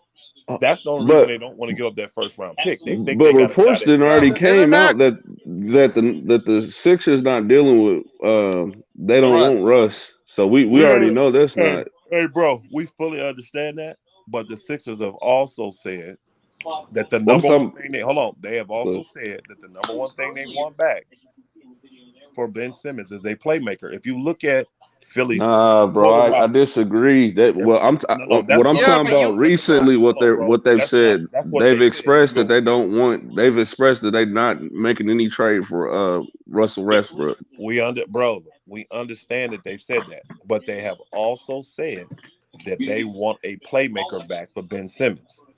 But That's what they think about their roster. Their roster has everything it needs except a playmaker now because Ben Simmons gone. They got everything they need: shooting, guards, wings, big men. They got everything they need. They don't have nobody to be a playmaker though. Who's a playmaker without Ben Simmons? They need a playmaker. So they can say all why? day. I mean, but I had to I understand that, but I disagree because right now the way Russ been playing, and like I said, well, I'm talking about they've said it in the past, but recently they've made it crystal clear that they don't want Russ. I'm not saying the Phillies taking Russ, bro. I didn't say that. You keep going back to But that. what But playmaker then how we get the deal done without giving They them put a Russ? You hey, they do a put a list. 3-team Hey, trade, they bro. put a list out there, bro, of 30 guys, 25. Then it went up to 30 that they would consider. And I'm telling you, all those guys they want are playmakers. Now, they two number one guys they want is Dame Lillard and Harden. And you know what, Philly? The thing that made me flip on Philly, where I don't believe the Lakers are going to get Ben Simmons now, is that I found out that Philly is actually not losing any money with Ben Simmons. And when they were paying him, that would have been a dead $33 million on their books. No team is doing that. You can't afford it. But then I found out that they've been able to go in because see that money, that defined money, it was actually going into an escrow account. Mm-hmm. Now they've reported that the league has allowed them to start taking that money out and putting it back in their account. So now Philly literally is losing nothing. While Ben's sitting at home, it's not costing them anything. So they have no motivation to trade him right now because they're not losing any money. But in the beginning, they were losing money. Is this somebody YouTube or TV? Not mine. I don't know who it is. It's the guy in the middle. Who's that guy on the bottom? The guy beside Hey, Paul Rudd. can you turn that down, brother? Yeah. Yo, that's Kareem, why I like Elder's trade the I best, do. man. I do. And I'll be so excited if we got Siakam. That'll be probably the best player we I'm got. telling y'all, it's realistic. Hey, it's realistic, and Toronto actually wants to do that deal, but they're not doing it without the draft pick. And then I'm gonna tell you too, Toronto gonna get greedy. They'll say the draft pick, and then they'll say something like, "Give me Austin Reeves and Malik Monk." They're gonna ask for one of them two. Yeah, they got the like leverage. when you agree to the draft pick, what they're gonna do is ask for one of those other guys too. That's what teams do, y'all. They'll say, if we just do the draft pick, we'll do it. Then you say, okay, we'll give you the 2026 or 2027 draft pick. Then they'll say, well, we thought about it. You know, I know it took you 2 days to get back to me. We're going to need Malik Monk in this deal too, or we're going to need Austin Reeves in this deal too. Oh, you can have Austin Reeves. You can't get. Yeah, you can have Austin Reeves, bro. I'm telling y'all, honestly, I'm not giving up Austin Reeves to get Siakam. I'm not doing it. But would you get rid of Monk for Siakam? I would give up Monk for the simple fact I know I can't re-sign Monk. See, Monk, people don't realize we can't resign Monk. The way the league works, They when said you they give sign him a player, mid-level. when you sign a player in free agency, if you keep him, you can only give him a 15% increase on a raise. You see what I'm saying? So he making 1.7. That means we can only give him 2.15 next year. Or we can slide him into a non-spot, which is called the mid-level taxpayer exemption. But that's going to be like 6.2 million next year. Monk has already earned more than that already. Some team is going, if he goes free agency, some team is going to offer him a bigger contract than that. Now, the only way I don't trade So Monk we is would leave. We would lose. Go ahead, my fault. we would lose him. Yeah, the only way I don't trade Monk is if his people are telling me, look, he wants to stay, guarantee him the mid-level exemption for 2 years, player option for the second year, and he'll stay. Then I'll keep Monk. If I can get him for it'll be what, a 2-year, $13 million deal. If I can do that, I would do it. But Same deal. Dang, but I got a feeling they're gonna do exactly what you said though. If they ask that, they're gonna try to throw in last minute asking for Monk Monk. would have to agree to that, bro. And Monk will be, honestly, to me, Monk will be dumb to do that because he could go into free agency. Because think about it, there's no. He gonna get paid. Yeah, there's no major free agents this year, y'all. No superstars. The biggest name is like the guy from Charlotte, Miles Bridges, whatever his name. He's like the biggest free agent. Monk will go. He would get paid if he hit the market. Monk could get literally, y'all, like 15 to 20. Some dumb team may give him 3 years, $75 million. So he would be stupid to agree to play for the mid-level exemption. He really would. Even though Lakers gave him this and all that, he would be dumb to do that. So the Lakers know they're going to lose Monk. So that's why I would put him in a trade. I'm thinking about that. I'm thinking about that, Elder, and I'm like, dang, we would lose Monk, but man, because you didn't say anything about none, so we would keep none. Absolutely, that's at least. I'm good with that. Now we got none and we'd have Dragic as an insurance policy. Then with the roster, because we trade so many players, we'd have an extra roster spot. We can sign Collison. We still got the buyout. Now we got our market too, 3-point guards still. We still got our 3-point guards. Remember, buyout market. We still have our three, and we have a spot available for the buyout to look at like a power forward. Even though Siakam can play a little power forward, I'd want an old school power forward that I could like a what's the guy from Cleveland? No, he playing Sacramento. Not play with LeBron. I mean, don't we have Tristan Thompson? Play power forward? I like Tristan Thompson. Don't have to be him, but you know what, Elder? The only thing that's making me think like, dang, I don't see it happening because what you been saying all week on the other channels and stuff. How Jeannie been acting right now? She's not acting like she really want to win, and it's like, dang, I feel like she would try to she would reject it, bro. But that draft pick should be. I agree with you, my brother. That's why she ain't giving up that draft pick. But to me, you're in a win now situation. LeBron ain't got but a few more years. Shit, the way Anthony Davis getting hurt, he may not have about. No, but do you think the Lakers are willing to give up the draft pick or not? Like for the right player, yes. For the right player, they would. For the right player, they would. I don't know if Siakam is the right player. I don't know if what's his name from Grant. I don't know if he's the right player. I don't think the Lakers want to give that up. Yeah, but Ben Simmons, I don't know, man. Yeah, I give it up for Ben Simmons, easy. Oh yeah, for Philly to take on Russ for Ben Simmons. Elder, you know, hey, what y'all? What y'all are forgetting? Embiid actually likes Russ, y'all. Yep. I know what Philly's saying, but Embiid actually likes Russ. And if it comes down to the end and they can't get a guy they want, why would you not take the chance on Russ, knowing you can get rid of him next year because his contract's expiring? Russ is easy to move next year because his contract is expiring. And you know what else, Elder? From what they just went through with Ben, Russ might look like a gift to them. As bad as he's playing. Here's two things you know. If you put Russ in a situation where he runs the show from the point position, oh yeah, he gonna do it. One thing you know is gonna happen. You're guaranteed to go to playoffs because Russ is gone every year. He's going to make it to the playoffs. So Philly look at it like, okay, we lose all this money. We ain't number one no more. At least let's make the playoff money. We're going to be first round. We may get knocked out first, but hey, we may make to the second. But just getting to the first is enough. Right now, they're playing okay. But if say Embiid go down, y'all, what they going to do? If Embiid goes down, y'all know that book is fragile. If he go down right now, they'll drop from the 5th seed. In 1 week, 2 weeks, they'll go from 5th to 12th. And they'll be out of the playoffs. Now you're losing money. I think Russ would be dangerous in the East. That Bro, just I changed the can scenery. tell you right now, I don't think that's a bad combo. Philly not winning. Look, you got to be realistic. They know they're not winning this year. There's nothing they can do that's going to win this year. So now you look at how do we maximize our money? Well, one thing is make the damn playoffs. And if I got a guy, think about this, even if Embiid goes down, I still got Drummond. I still got Tobias Harris. With Russ on that team, I think in the East, he could still get them I give boys him to a the shot. playoff. Yep. If you put the ball in his hand, let him do what he do. Yep.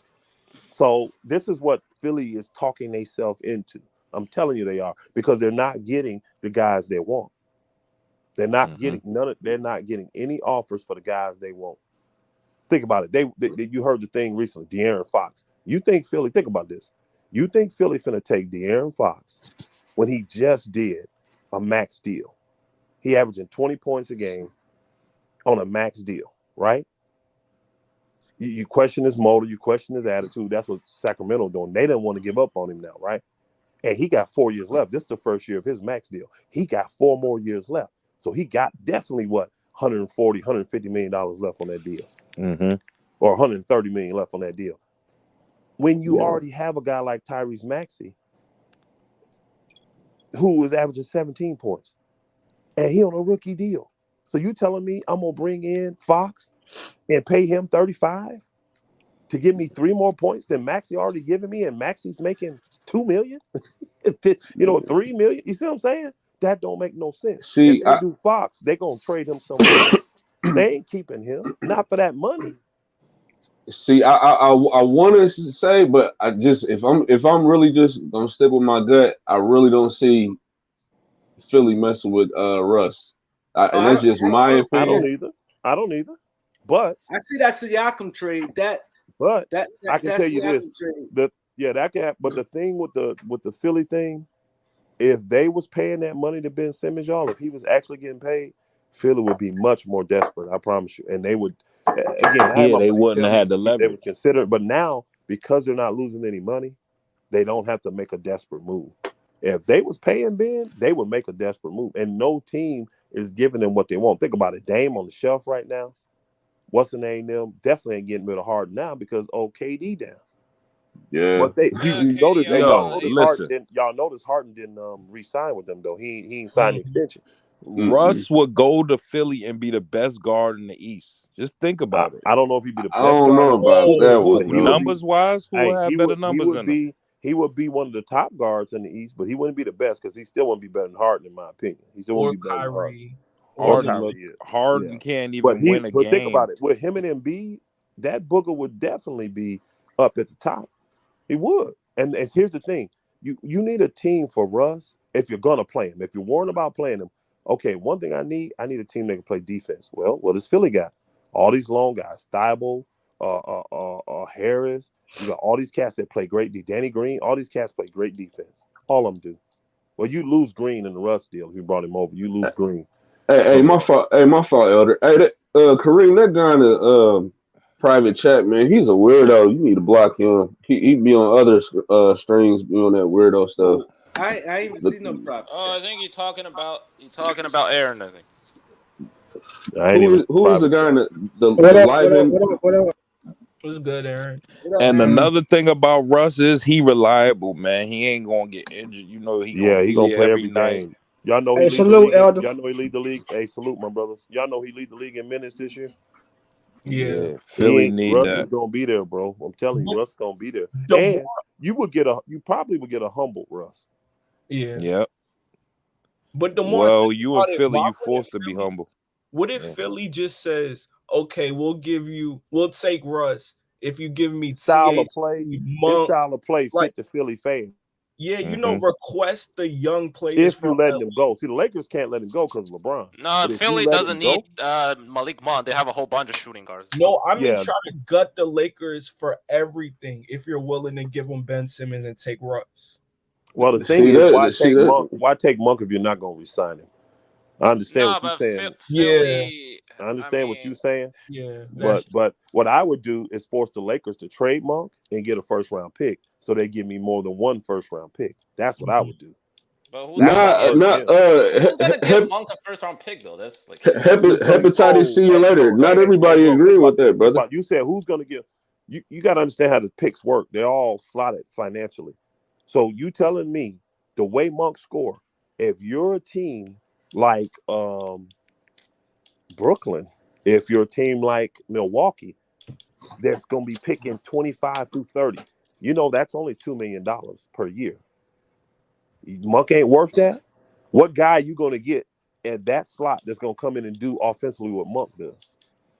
With But no you got to fear. think but how the wouldn't they NBA have to looked at re-sign Monk Monk before during the the offseason season. as well? No, Oh, they as can a Only people they that can wanted bring was the him in for Lakers. that 30-day tryout and see how great he works with the team. If he works great, re-sign him. If not, let him walk. But that first round pick, you ain't worried about that because you in win now mode, and that guy you get, he ain't gonna be better than Malik Monk. I can guarantee you that. Yeah. You're not getting a guy 27, 28, 29 that's gonna be better than Malik Monk. What's your You'd rather swap that pick with an early second rounder because their money ain't guaranteed. You see what I'm saying? The first rounder, that money guaranteed. The second rounder is not. So yeah, believe me, you can find a contending team that will give you one of that. Especially if, man, I'll tell you, team, just find a team that needs scoring and got a lot of picks. OKC will give you a pick for it. Well, they wouldn't because they ain't trying to win. Boston, that's a team that needs scoring, and they got to get rid of Schroeder, so they can bring him in and give up one of them first round they got from. They got plenty of first rounders. Remember, Exactly. they could give you Brooklyn's first round they got from 2000 whatever. You know it's gonna be. You're gonna give them the worst first round, the projected worst first rounder. So say you get a first round that's a 28, 29 pick. That is definitely worth. Didn't they get rid of their first round picks for? Didn't they get rid of it for the Kemba Walker trade? Hey, not all of them. No, they had a lot. Boston had like 10 or 12 picks, bro. They had a ton. Boston still got a lot of picks.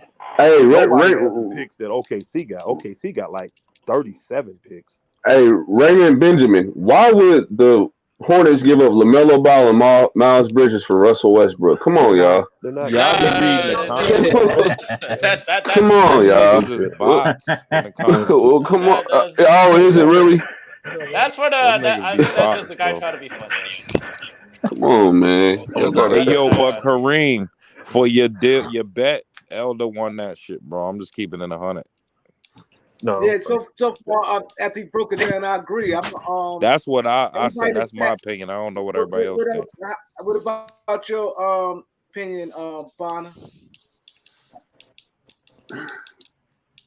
If I'm just thinking about it if I'm thinking about it realistically, no, don't get me wrong. I love it because I would love to bring on Siakam, but if I'm thinking about it realistically, I don't think they would do it. But that's just my opinion. It's another thing that helps that trade. It's an East-West trade too. Those are teams hate trading in their conference. They do. Yep. They don't want to have to see that same guy 4 times. And Toronto's in the East, Lakers in the West, so they only got to see Siakam twice a year. It's too many boxes check off for good. Yeah. That trade works. The problem is, I'm tell you right now, Toronto would do that trade. The problem is they can't give Toronto the extra assets they want. That first round, all that they ain't ready. The Lakers won't agree to that. They just won't agree to it. If they would agree to give up that pick, that Siakam deal will be done right now. But you know why I like that deal too, and I don't know if you guys forgot, but remember Toronto trying to get Russ when they got Paul George. I mean, when did. The Kawhi thing, they were trying to get Russ or Paul George for when keep Kawhi, remember? And then, but that was before the surges of Fred VanVleet, though. It was no. They had just paid VanVleet. But he wasn't playing like he's playing right now, though. Yeah, the problem was they didn't want to give up Siakam then. He was the one on top of the world. Siakam was, but the 2 years after, because it's been 2 years now, Siakam been shit for them, and he's been horrible in the locker room. They done kind of passed it up, but once you burn certain bridges with teams, you're gonna be out of there. And then old boy already showed you he a shrewd operator. You see how he played DeRozan. Y'all see how he played DeRozan. Hey, hold on. Hepatitis. See you later. Everybody don't agree with it. I mean, I'm one. I would say I don't think he would do it. But like I said, if he was done, but I just think it's just realistically they wouldn't do it, and I think it'll just be on the Lakers' I part. kind of think he would do it for the simple fact, like you say, we'll be saving money on Siakam, and I'm saying there's a possibility. I could say he will, but the rust on that team. Y'all know Detroit put that Grant deal out there to the Lakers. Y'all know that, right? For who? That deal for THT, Nunn, and what people don't know is they want the first round pick too. Mm-hmm. They want the first round but pick. you just said Grant wants a max deal, right? I don't see. Yes, that's why that first pick, and because they know Grant, his max extension is like I can't remember 122 million, 112 million, something like that for 3 years, 4 years. And he said I want close to that. I want that or close to it. So essentially, what Grant is telling you, I want to make at least $25 to $30 million. And teams, and they look, he's like a third, fourth player, and they like, we don't want to pay that. And get the first round pick. And Elder. Yeah, I'm listening. So, would you think this is fair? A lot of these teams, especially when, at least with dealing with the Lakers, they're gonna pretty much ask us to give up the entire farm. Or they're gonna ask. Well, they know we don't have a farm because we gave it up for Anthony Davis. Well, I'm just saying with the picks, with the players and the pick, they're gonna want us to give up a lot for. That's standard though, bro. Whenever you have a trade, whoever the best player in that trade is, you should be getting a pick or 2 or 3. They actually rank these guys and say this guy's worth 5 picks, this guy's worth 4, this guy's worth 3, this guy's worth 2. You see what I'm saying? So this guy, because he's not a 1 or a 2, they're probably saying he's worth at least 1 or 2 first round picks, depending on who else you're getting back. You see what I'm saying? And that's why they're asking for it. So it's not like they're like just trying to rake us. They're trying to keep it what the norm is. You don't give up your best player in the draft. I mean, in a trade, and don't get a pick too. And he's young. Well, not young. Didn't you just say they're asking for THD, Monk, and Nunn? No, that's for THD. Nunn and a first round pick. Okay, I thought you saying they was asking for 3 players and a pick. I'm like, come on, man. It's just from like what I heard, it was THT, Nunn, and the first round. And the problem with the Lakers is they don't know how good. They think Monk is. I mean, Nunn. They think Nunn is the answer at the point guard position. I do too. They think he is, so they don't really want to get rid of him and the first round pick. So that's why the Lakers are like, no, I got 2 strikes. I can't do this deal. Even though they want Grant, they like, nah, I can't. And hold on, they got 3 strikes. I don't want to give up Nunn without seeing him play. I don't want to give up this first round pick because I don't have many of these. And I don't know if I want to pay Jeremy Grant 25 to 30 million. Mm-hmm. So they got Vegas can't be choosy. Yep, and that's they're gonna have to do something. Detroit has put the deal on the table, but the Lakers haven't responded. And you know what? I honestly, man, before we just give up Nunn, I do really want to see him play before we just decide on getting rid of him. You know what your problem is with that though? Mm-hmm. Nunn probably not coming back to the end of the year. I mean, the end of the month at the earliest. And he ain't gonna be like. See why they keep changing? Because I thought they said he was coming back this week.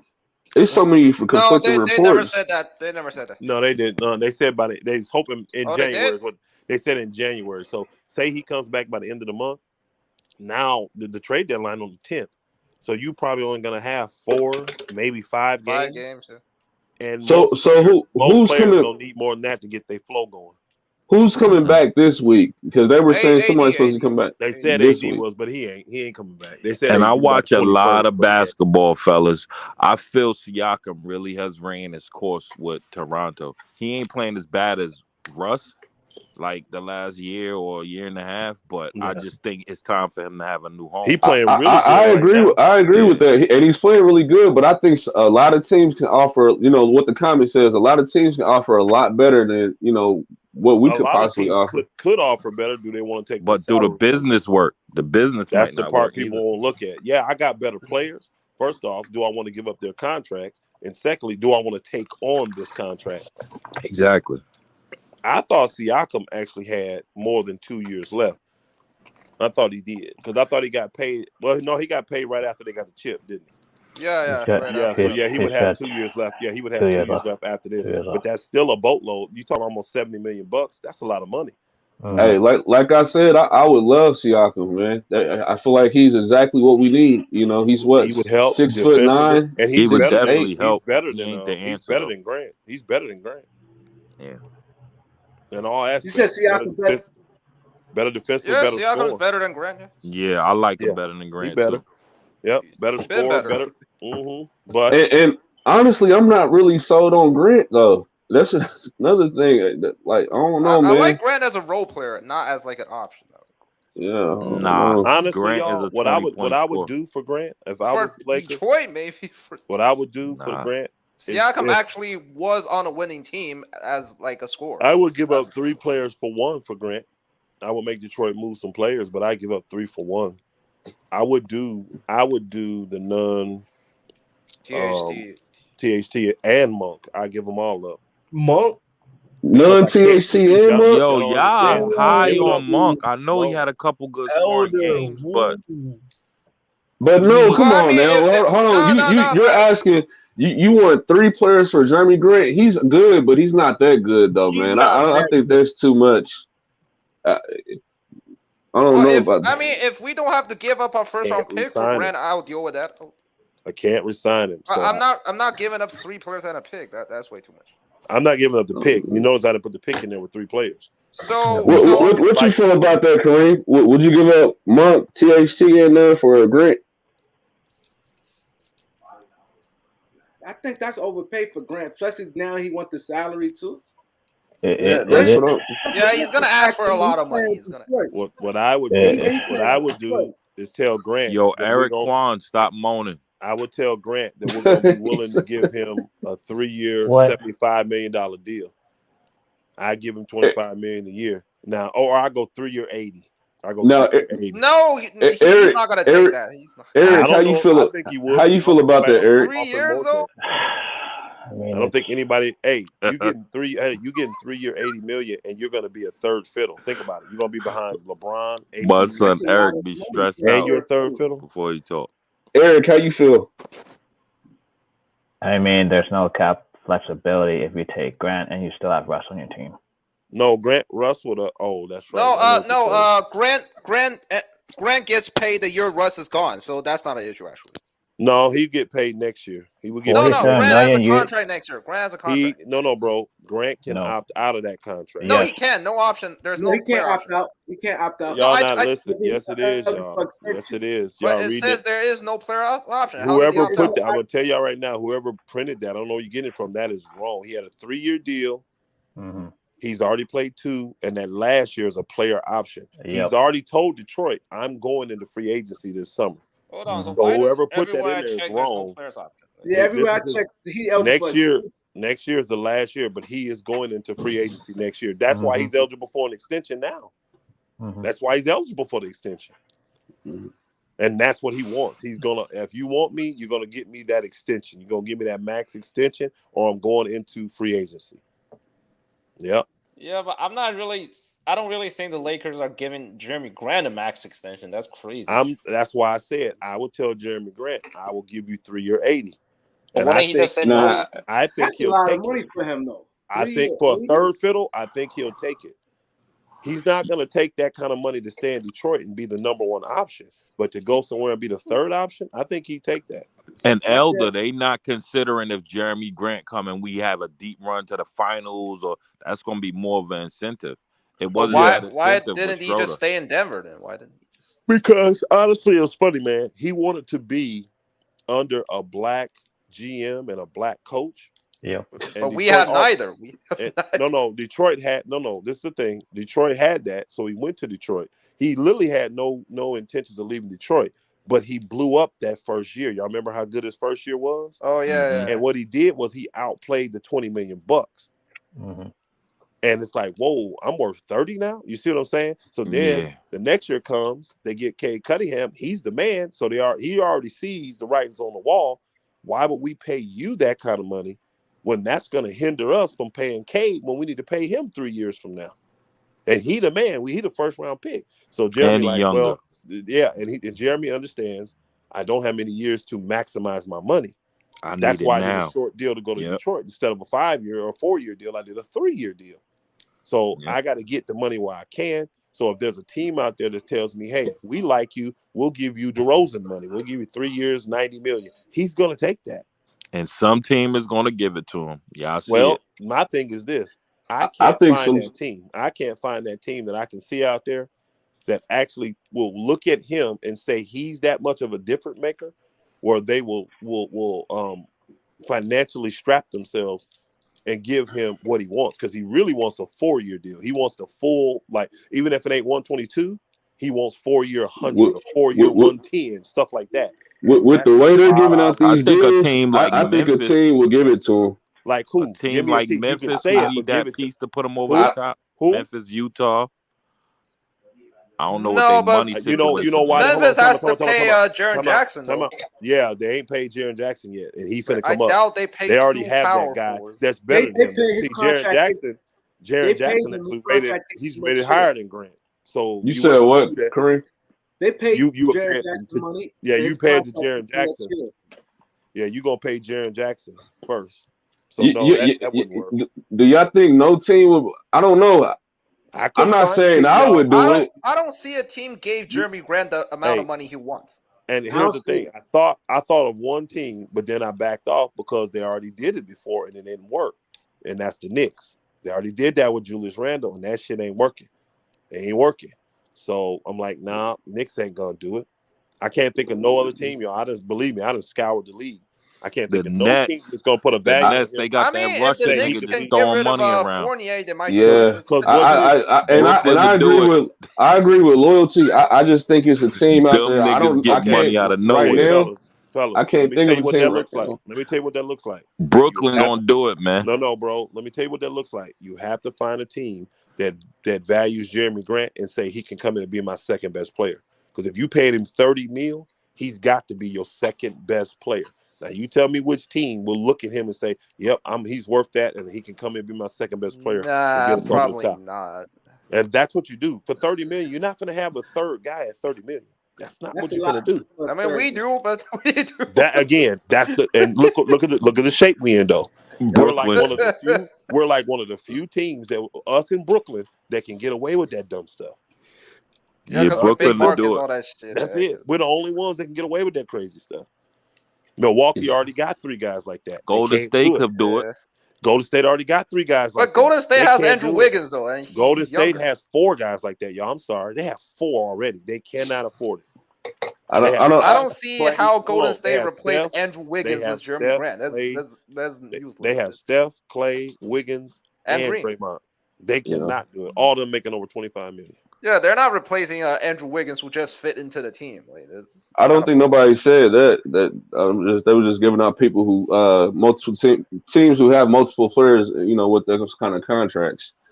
Nah, but I like I said, I can't think of anyone right now, Elder. But Believe me, y'all. I done we looked. we've seen. I have to agree with loyalty because we done seen these teams and they're like, okay, I'll do it. Like you'll have one of them. I don't know. I I just threw wouldn't be that out there, surprised. Bonner. I threw I'm that trying out to. there, but Hey, tell me a I'm team. more Tell me a realistic. team. I think the Lakers could get him and incentivize him to sign for like 80 or 90, depending on how far we go with him, and he Yeah. would take that. That's the best option. But like I said, I really think Nets could possibly do that. I don't know. I think a team would be idiotic enough to Knicks be like, yeah, Knicks come has a on lot of over.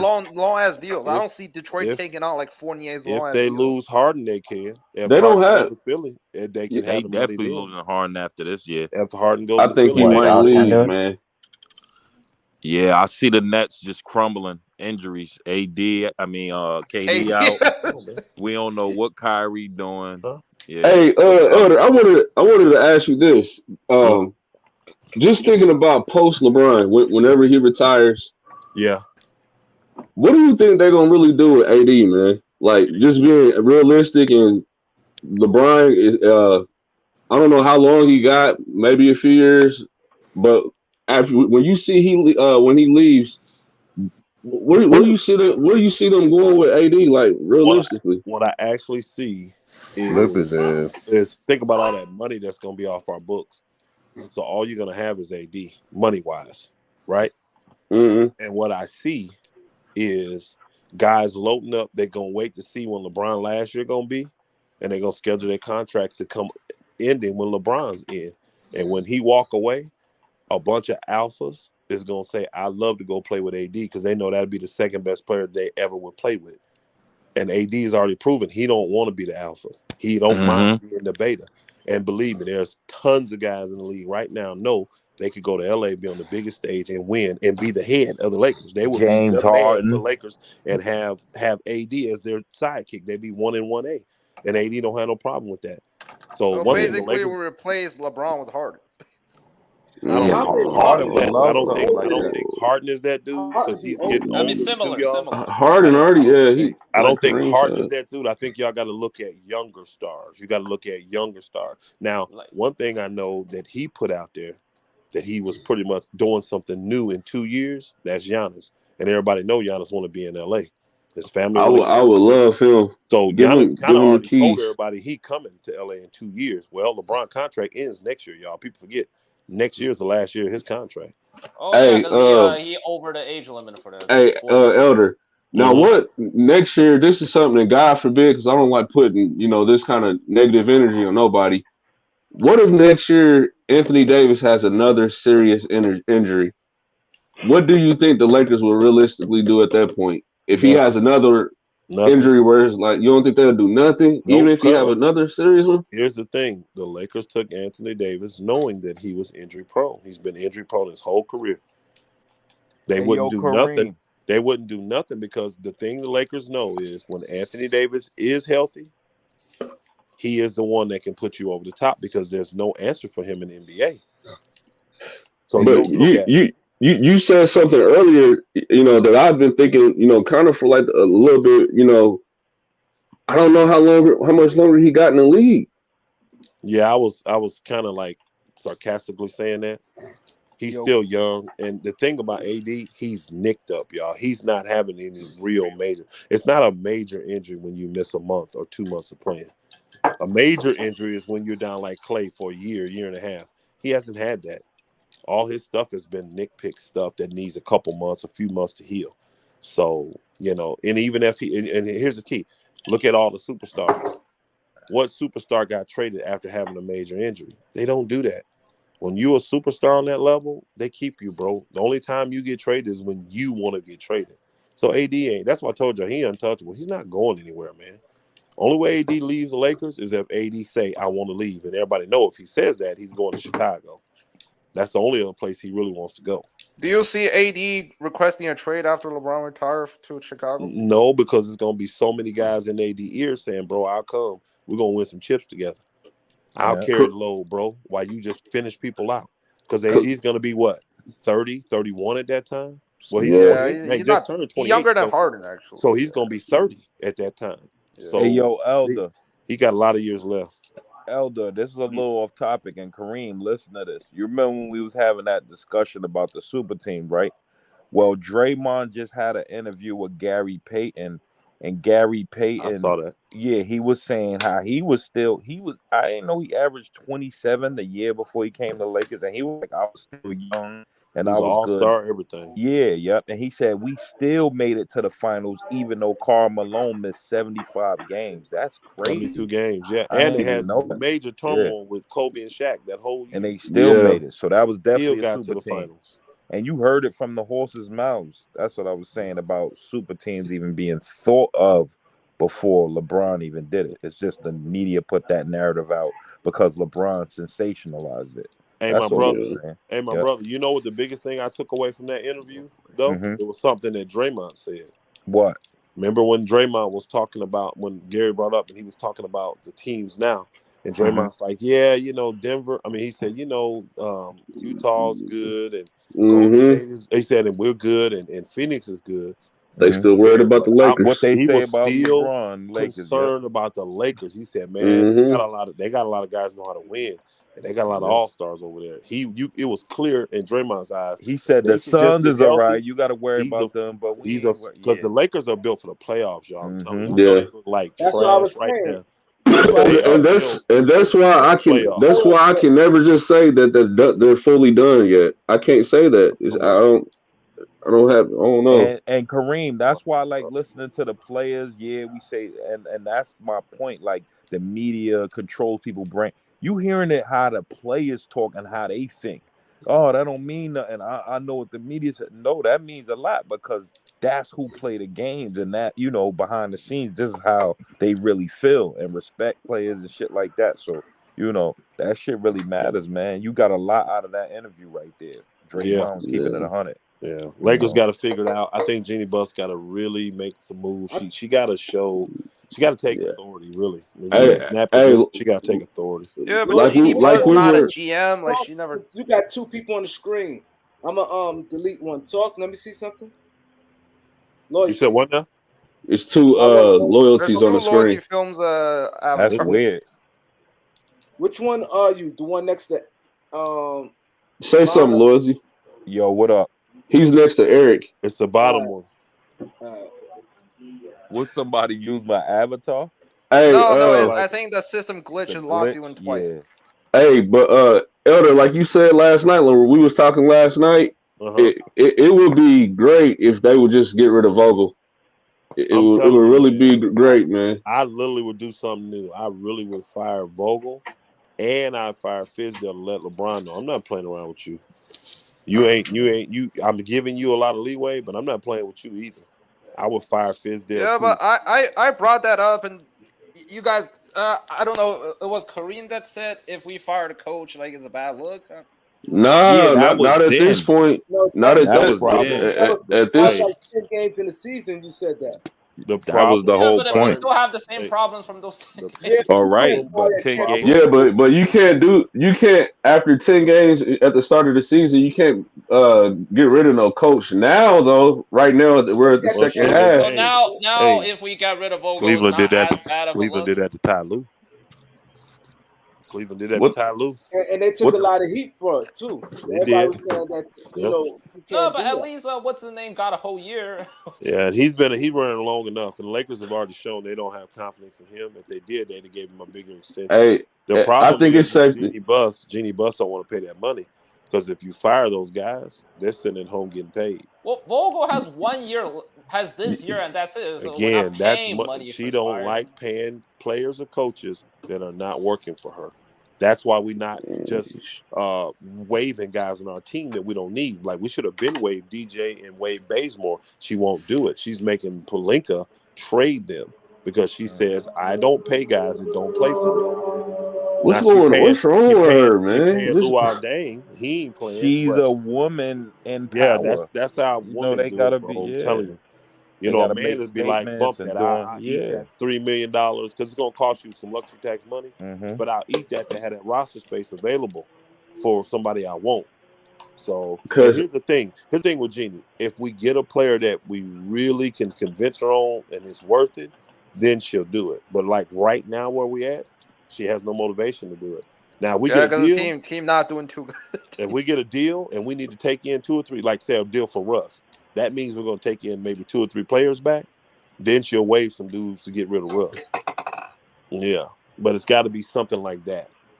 Their first move though should get rid of them coaches because you can tell at this point the locker room and the coaches they have a huge disconnect, and I don't see I don't see how you can salvage it. Who do you think is a good replacement for Vogel? Nobody on the staff. Right Mark now, Jackson, man. That's why I said nobody on the staff. Mark Jackson. He's not coaching again. Get off the nobody. Yeah, I said that too. Like, I don't see how any team's gonna hire him ever again. Why? Don't say never. He not gonna. Yeah, but like it took Mark Jackson 6 years, 7 years already. Like he still couldn't find a job. What he does. He couldn't. He find a job. He blackballed. To preach and. So why would that change now? Like I heard he's not going to take another coaching job. I heard he spoke out on the Collins brother gayness or some shit like that. Yeah, he's not taking another coaching job, y'all. Yeah, that's what I'm saying. Like that's what I said on the Shannon Sharp interview. He wanted to coach again. Yeah, but it ain't going to be in the NBA. Coach, a team has to hire him. And honestly, he didn't speak on Collins. He didn't speak on the Collins situation. The someone higher up in the Golden State Warriors organization is He chooses that lifestyle, and I think that Mark Jackson was having Bible study and stuff for his church virtually before practices. For his Before teammates. practice, Yeah. and he was pastoring the church too at the time, and he was doing it for them. No cussing in the locker room, that kind of stuff. You know, he don't fit the NBA today, man. And he ain't changing his values, which I'm not telling him to. But that's why he ain't coming back. It's just I don't see him ever coaching the NBA again. Yeah, that's So what I who said. y'all like to replace Vogel? Not Mark Jackson. That shit ain't happening. Even next year. Hey, I can scour the league, but I wouldn't. Nobody on the roster, right? Nobody on the. Don't bring back Luke Walton. Whatever y'all. Hell No, sir. No, sir. Dude, Not at LeBron all. first had to request a trade if that shit happens. What about Yo, Martin Luther King Day is tomorrow. What you think of Martin Luther King, Tom? Oh, it's my daughter's birthday. 2 years old. Tom, what you think of Martin Luther King? No comment. What do you want me to say? What you saying? What do you think of No him? comment. Why not? I just said no comment. It's 2 words. It's not that hard to understand. That's sad. I ain't getting set up on YouTube Live here. Let's leave him Why alone. you defensive? Why they got to be the setup? You white, black, everybody do Martin Luther. What There's you nothing think? I can. You think I don't know who he is? There's nothing I can say about him that's gonna be right. All right? What do you know I ain't about dumb. him? I ain't that dumb. Like what the fuck? I'm just Martin saying, Luther what do you King? know about him? No comment. Tom said he ain't messing with it, bro. He no comment. Respect. So let me ask y'all this. I So plead the fifth. Do whatever you So want. who y'all think? So who y'all think put together the best trade? I'm gonna ask Tom. My lawyer said I plead the Elder. Okay, you said Elder. What you think, Tom? I mean, Elder's trade helps us team the most, so I guess it goes to him. What about you, Bonner? I don't know for sure, because we didn't win for so long, and I know there's other people who had trades and stuff too. No, it was yours, and the other guy put the I forgot his name. Oh, He put the Mo Bamba. It was Monk. It was not Monk. It was Nunn, THT, and DeAndre Jordan for Terrence Ross and Mo Bamba. That don't make no sense. No, we don't. We're not gonna play Mo Bamba. No, I don't. We would play Mo Bamba, but they got a bunch of guards they like right now. Why would they take all them guards? Why would That's they what I said that too. Yeah, why would they even want THT? Yo, Elder, somebody in the Monk? comments said repeat your trade. My trade was sending Russell Westbrook, THT, and a first-round pick to Toronto for Siakam and Goran Dragic. What about you? What trade you like? He said they still paying Lou out there. Yeah, this is last year, bro. We paid him $5 million buy off this is year. 3 years. This is This the is last last year. We paid him $5 million this year. We paid him the paying bubble year, the Allen last year. Houston. Eric, what you? I'll take a Toronto trade, to be honest. Oh, so you think? All right. So what about people in the chat before I send Elder the money? Wait, I have a question. How likely Yo, you guys think? Kareem, $17? Nah, that's no $17. Kareem, what was your bet with Elder from earlier? What was the bet? Yo, how It much wasn't you a bet, sending, dog? Oh, what you talking about, Tom? How much you sending, Kareem? I'm adding to the pot. I'm sending $30. All right, I add 20. So make it 50. I'm gonna send it to you. You send it to Elder. Wait, didn't you and Elder had a bet from earlier for $100 or something? That's the Russell Westbrook. It ain't happened yet, so we have to wait till it happens. Put your Cash App in there, Kareem, in the comments. It's already there. It's already Hey, there. Kareem, remind me. Hey, Kareem, remind me of It's our on bet. the panel. I The got bet so many was Westbrook for Ben Simmons. Right. I said Westbrook for Ben Simmons, or Westbrook will be traded. So Elder gonna end up giving that money back. Ben Simmons. He gonna end up paying that back. You said the Lakers going to give Ben Simmons. I have no idea why I said. Okay, that's different though. But I said the Westbrook. Yeah, but if the Siakam trade I happened, can no way tell in you hell now, we got Ben since Simmons. things have changed, I'm probably gonna lose that bet. Nah, I don't want to pay. You can wait. You can wait till. Yeah, we gotta wait till the trade deadline. No doubt. Yeah, we gotta wait till the trade deadline. Man, you set. Yeah, but that. Well, I remember when I said that about Ben Simmons, that's when he was getting paid. He Uh-oh. ain't getting paid no more. So So, this my Cash App under the bottom screen, and I'm gonna send it to I got Elder Cash App already. So when you send it to me, I send it right to Elder. I got his Cash App. Hey, yeah, we got to do mine's something, already at the y'all. bottom. I Yeah. got what Jenny gonna do. We got to do something though, y'all. definitely. Yeah. Hey, Got hey, But let me- Gotta shake it up. We if cannot Genie is live gonna this- if Genie is gonna act cheap and all that shit, I mean, What do That's you mean? why- You think she wants to pay Russ $47 million next year?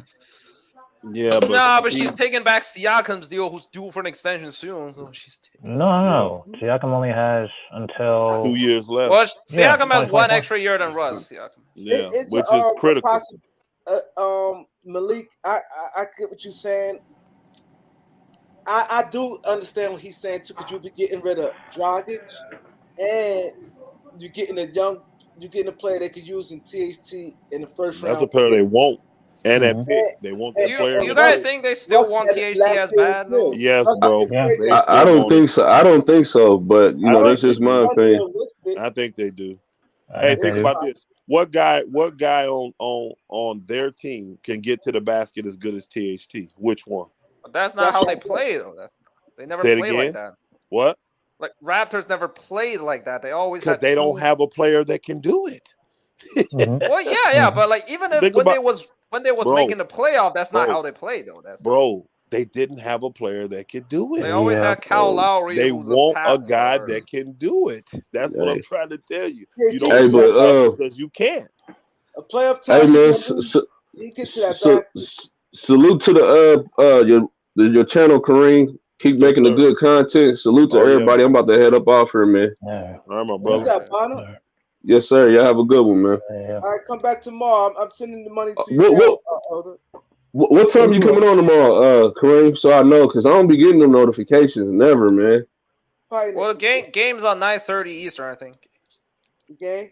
It'd be before the Utah, game. I think. It'd probably Before the be game? like 7. Okay. All right. I'll be looking out for it. How likely you guys think the Raptors trade will happen though? I don't know. I mean, the thing is 'Cause that I know we can flip THT for like a Norman Powell and shit right now. Yeah, but not just Ah, that. that ain't a good Scotty deal, in Barnes my is. opinion. I That's mean, not a Scotty good Barnes deal. is doing 2 years. I wouldn't so- do that because I don't need Powell scoring. Yep. What's he bringing to the table? He's an okay Well, like defender. no, I know, but like a lot of because yesterday I got into an argument with this guy about THT. And his idea is Yeah. basically that THT couldn't shoot for shit, so therefore he has to go. Well, anybody who plays with Russ. I mean, You got it, Elder? I got it, my brother. Thank you, brother. I appreciate it. I got it. Definitely. Like Yeah. we Yeah, I flip flopping got it. too much on a panel at this point. I Yeah. feel like. Well, you didn't say Powell. Hold on. You didn't say they didn't say Powell. They wanted Gary Trent. Wasn't it Gary Trent? Yeah. Jr.? yeah. Yeah, I Gary don't- Trent for THT? Because that's Yeah. who plays in Toronto now. Remember? Yeah. They did Yeah, the but trade. like I think you know what? Yeah. I have something crazy. Do you think we can get both Siakam and Trent? No, you have to add. Well, No, you have to I add more stuff. No, you have to add No, more they stuff. would because Trent contract is less than Dragic. So yes, we Yeah. could, but they You have to want add to more. move Dragic because they got No, but that's let's just- say we find a way to take. I don't. Let me check if we can take both Trent and Dragic. I can. think we We might can. could. Financially, Let we me can. this contract's less. We can. Let me see. I think we We can can. do that. Is this contract That deal less than work. Dragic? So let's say we take on Dragic dead money as an incentive. We take on Oh, you Trent. mean all three? Well, they would want Trent. Whoa, Hey, wait, they would whoa. prefer Trent just because. No, he has but he has a everyone long- says that Gary Trent is on a trade block as well. So Toronto is looking to get rid of him, and we kind of need a Gary Trent. We still have to Why? add Why more do we stuff, need a though. Gary Trent? Yeah, we still Well, have to you add more guys were stuff. saying how Malik Monk is gone next year, this and that. Gary Trent's not. Yeah, but you want to take on because he just signed a contract. I Yeah. know, but we're getting rid of Russ, right? And we're getting younger. Yeah. How much is Trent making? I don't know how much he's making. I just pulled. Trent make, I makes think, $16 million this year, so low. And how many years he got left in his contract? Same as Siakam's. No, I think he Yeah, got more. see, Trent, I- Trent's No, like a same- four- the same, No, the it's same. fine. It's Yeah, the fine. See, that's taken on instead of 19 million for 1 year, or really just the rest of this year, which is only what Yeah, But half of Dragic that. is gone no matter what. Yeah, Yeah, that's what I'm saying. that's- Half of Dragic is what you're taking on $9 $9 million bucks. Yeah, Yeah, $9 $9 million bucks. But with old boy, you're talking about taking on 32 plus half of that Yep. is half 16. of 16, 8.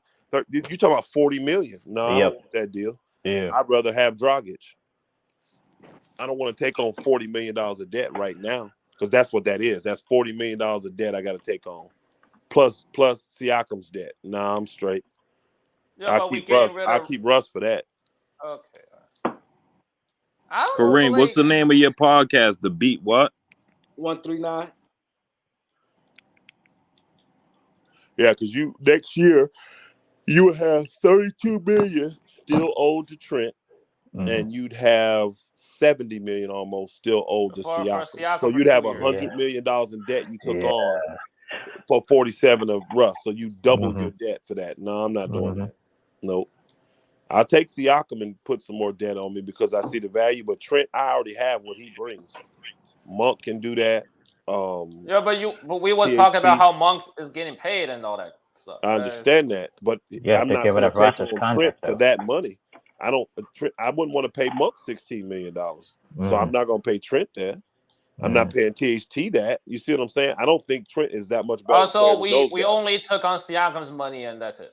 Because Siakam adds a bunch of value to us. We need Siakam bad at his position. So we need Siakam more than Trent. I can justify his money sliding him in the slot that Russ was in and then paying him an extra year. I can't justify Trent because I got guys right now that's making nothing doing what he do. I can't justify it. Because look at Trent numbers. Hey, look at Trent numbers and look at Monk's number. I guarantee Monk's numbers are better. Yo, Kareem. What up? How old is that DJ K Slay interview? Is that recent or y'all been filmed it? Just put it out. We reloaded, uploaded it. Oh yeah, because the last thing I heard of him, Wack was saying he was dying from COVID. I'm like, yeah. He's still sick. Yeah, he getting better. Yeah, they took him. That's good news. That's good to hear. I don't know the dude, but that's good to hear. That was crazy. Yeah, he's like he's big DJ in New York City. Is he? Okay. Then dude got bad COVID. Yeah, he doing a little DJ K Slay, yeah. He pretty known in the hip hop community. I gotta check Kareem podcast out, man. He got a lot of big artists on there, big people in the game, hip hop urban community. They got 11,000 subscribers. You could plug it, Kareem. Tell them a little bit about it. Yeah, we got almost 12, like 11.9. We had a lot of guests up there. We had Rod Strickland. We had Red Alert. We had people from Power. People from Juice. The guy played in Juice. Kareem, you in New York? Who, me or Loyalty? You in New York? Yeah, I'm in New York. Okay. Yeah, I'm in How New long York. you been there? Hey, how long you been in New York? All my life. Oh man, you in the hip hop game. You know my guy, man. He was a underground legend, man. You know Supernatural? I heard of him. I heard of Supernatural. Yeah, that's my dude, man. He out in Cali right now, but that's my guy, man. It's crazy. I was telling him, man, you played in the same time with the AAU. Yeah, absolutely. That was weird. I did, bro. You look a lot. You look young, bro, for your age. You look real young. Yeah. Yeah, I look old. Nobody guess you my age. Me and you the same age. Yeah, that's crazy how we probably was in the same gym and didn't even know each other. That's crazy. That's probably. I'm sure we probably done played against each other, bro. Yeah. That's what I said. It's crazy how that shit was when you told me all the players and people I knew. Yeah, I'm going to Lamont's game. I'm gonna make it on the end of the month. I'm going. Lamont, FYL Sports. Yeah, he got that game in Indiana at the end of the month. I'm going. Oh, will he bring back like old legends and stuff? No, he tried to do a little stacking on the deck. He got some young college guys he's been playing with for a while. So he gonna have them on the team, and then he got another team, pretty much all the YouTube guys that come on this show and all that stuff. Yeah. So it's like a celebrity game. Kind of like that, but he just people. Yeah, but he got all college guys. He got all Division I college players on his team. So Oh, he don't- got hey, D1 players against YouTubers. He got- yeah, that's what he got. He don't know though. I'm gonna jack his whole system up. I'm coming with some ringers. I'm bringing some ringers. Oh, so you? It's his team against your team? No, I don't have a team. I'm just one of the guys from YouTube that he put in there, and but he got. You can still run up and down, Elder. Yeah, I've been. Yes, sir. I still do. I was in before COVID. You know, COVID shut everything down. Yeah, before for sure. COVID, I was playing in leagues still, bro. Even in my late 40s, I was still playing in leagues, winning chips, not just playing, winning chips. Yeah. But you know, he got Andre Owens. Well, I know him from Michigan when I played in the Pro-Ams. Yeah, Andre Owens. Yeah. He's the coach. He's the coach for our team. So I'm gonna get him to play because he can still go. Y'all saw him in the Big Three. And then I got a couple buddies, a couple of my old boys that played in the NBA that's still around there. So hopefully they free. I'm gonna get in touch with them and see. And if they are, I'm gonna spin the block to Muncie and spin the block to Marion and pick them up. And I'm gonna come in with a couple ringers to blow Lamont crap out the water since he tried to stack his team. He stacked the deck with young D1 players. He tried. So I'm gonna come in with some old vets. But I'm gonna come in with some old pro players. They're gonna be NBA players, guys who played in the league. So he good in ball. Who? Lamont good in ball. Yeah, he said he played Lamont like a club guy. You know what club basketball is? Like your JV team for the varsity. Yeah. That's what he does. He does that. So yeah, he got some. Them guys can play now. Them some ballers. So, but yeah, I don't know if Lamont can play that great because I ain't seen him. He talk a good game, so he gonna get the back up. He talk a good game. Told me he gonna drop 30. I said, I guarantee you he'll drop a little 30. So definitely not a mom on. The end of the month, you said? Yeah, 29th. This game he got a little flyer on this thing. It's the 29th of the month. So And what state that's in? Indiana. We're gonna do it in Indianapolis. Yeah. Damn, that's way out. I never even been there. Yeah. That's both he got Purdue ties. And you know, I'm from I probably know my boy then, Willie Dean. Willie Dean. That's your guy? Yeah. Went to Schenectady High. Yeah. I don't know this name for some reason. I live upstate. I'm trying to remember where I know it. The name sounds really familiar. He transferred from Boston College. And went where? To Purdue.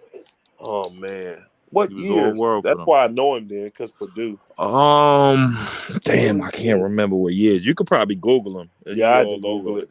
He played 10, 12 years overseas, Russia, won chips. Yeah, that's why I know that name, because he played for Purdue. Yeah. Big Ten up there, man. I was, Michigan State, Purdue. He played. What was the white boy that played there? He played for Gene Katie, but it was another white boy. Did he play with that team with Scheffler? No, I think Brian Cardinal. Brian Cardinal? He played with Brian Cardinal? Maybe, I think so. Yeah, I remember that team. I remember those teams. Yeah, I remember that name. So yes, sir. Oh yeah. It's crazy because we talk about Damon Bailey. Damon Bailey was the shit, man. Yeah, he was. You couldn't touch him. Loyalty, Damon Bailey. You couldn't. touch him. He probably older. I ain't as old as you guys. Damon Bailey, our age. But I heard we graduated the same year. Damon Bailey, 49-50. Yeah, we graduated. Me and him graduated the same year in Indiana. 94, right? Yeah, I played against him 3 times. The top 40, we played against each other. Then he had Medio Gardens or something, the AAU team, where it was literally just the Indiana All-Star team. That's the AAU team. I played for a team out of Whitco, Indiana, and I played against him there. And then it was something, I don't remember where. I think we was up by Lafayette, Carmel or somewhere like that. And we played in a tournament there that I played against. Now, that team, we destroyed Damon them. We kicked their tail that day. But the other 2 games, I got destroyed. Well, the one was just workouts, the top 40. But the game with the Whitco team, they destroyed us. They beat us by like 60 points. Let me ask you this. Do you think Calbert Cheaney underachieved in the NBA? Nah. I think it was Calbert was a good player. And I said Calvert was be a role player in the league, and that's what he was, So I think he did pretty good to do what he did. He was the best player coming out of your class for high school. Damon Bailey was ranked. He was the Mr. Basketball. Damon Bailey was number 1. Yeah, he was number 1. Yeah. I don't think he was the best player in that class though, but he was ranked number 1. Yeah. You know, he got on the map. Yeah, Allen Henderson Hey, too. tell this CK Dig to come on in here since I'm so capping. What do you talk about? Whoever know that him? is. You know him? Cap about what? I don't, man. Boogers be hating, bro. They be hating. Do you know Nah, him? I think sometimes there's some dudes just come in here and say stuff. Like They I don't just think- be bots. Yeah. No, he probably know. They don't really like know what Chicken you actually fans. said. They just say it. Dakota Bowman from Indianapolis. Cool, brother. Yeah. But How much you want to what bet about the Allen? Jacks? What about Allen Henderson? Oh, I liked Allen Henderson. He was a couple years behind us, but I liked Allen Henderson. He was a good player. I like Allen Henderson. Elder I don't was talk remember I shit. was What is this squeezed dude in talking between. about? We were squeezed in, and you know I was in. That's what I said. Like they just I was come in in and they Fort just say Wayne. stuff. So those guys that were Indy and South, I didn't get to play against them as much as I did against the guys that were in Gary and South Bend, and you know, so like I got to play up against, you know, Sean Kemp, Big Dog Robinson. I played against them cats more because I was in the northern part of the state. Those are the guys I got to play against more. Guys up there like that. So Glenn Robinson was from Purdue. I got some Indy guys. You remember Tony? He was a little old enough, but like a couple years, or a year. But you remember Tony Barbie? Yeah, Tony Barbie. He was with nice. the UMass and yeah. See, I was an underclassman. I can't remember if it was my sophomore or my junior year because I was varsity all them years. I do know I wasn't a senior, and I played against North Central when he went there. And man, them boogers was ranked second in the state. Them boogers was stacked that year. They had 3 Division I dudes, man. But Barbie was my guy, man. They had a lot of guys that year. Yeah, North Central was stacked that year. Yeah. Brian Oliver from out there too, right? Yeah. Another Purdue guy. Yeah. Glenn Robinson is from Indiana. Oh yeah, Gary. I know he went to Purdue, right? Yeah, he's from Gary, Indiana. Yeah, he was my boy. I used to play with him in one of them college games. Sean Kemp from South Bend. He went to a school called Concord. He was like a year before us, a year and a half before us, 2 years before us. Yeah. Only thing I knew from was the year Indiana after me. Robinson was 91. I was 90. was when I did my little time. I read a book, the Monster Cody, and they was talk about all that and all. I ain't even know it was like I just just always know Chicago bad, but not them surrounding areas, But yeah, that was a crazy story. That Monster Cody story. Oh, about Indiana. Yeah. He recently died too. Oh, Monster Cody. Yeah. And they said they would drop the guns off and stuff on the train, and that's how they get them into Chicago. I saw a whole documentary about that. Like they'll get the guns. They would bring the guns in through Chicago through them little trains that come through like Indiana and stuff like that. They still be saying that, and they rob the little trains for the guns. Yeah. That's wild. Right That's there. crazy. Yeah. That's how it is. But there's a lot of basketball and stuff out there. It's race. I always thought of Indiana like being racist. It is, man. It's got some undertones. It really does. It really does. It has some undertones that I don't care for. You know what showed that? Blue Chips, right? Didn't they have like one of them was from Indiana or something? Yeah, they looked played like against one of the them Indiana dirt towns. team. Yeah, but they got.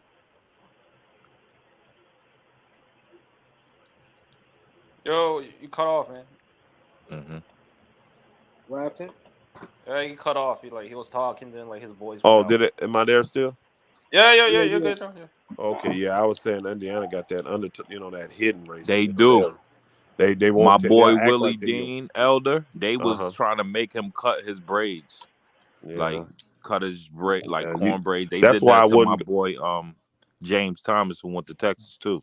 That's why I ever heard of him. When I was coming out of high school, I never and I played football and basketball, and I never and I wanted to play both sports in college. And Indiana was one of the schools that would allow me to do that, but I never considered them because of Bobby Knight. And I'm like, as you know, he used to make you be clean cut. You couldn't have no hair on you. I'm like, bump that. And I didn't want to play for Bobby. Yeah, that's weird. So then I ended up signing with Michigan State. And but them Minnesota was another school that would allow me to do it. But Indiana, man, Purdue was the one I wanted to go to, and they never recruited me in nothing, football or basketball. They didn't recruit me in nothing. I was like, Wow. dang. Like, golly, gee. You think Bobby Knight racist? Yeah. I do. Yep, that Indiana type racist. Now they'll have you in there and do stuff for you and all this stuff. Now the people that play for him, they said, hey, he's stand-up guy and he'll do anything for you, blah, blah, blah. But I just know how he is in Indiana. They do that, and then if you ain't know what they want you to do, though, then the real crap come out. Exactly.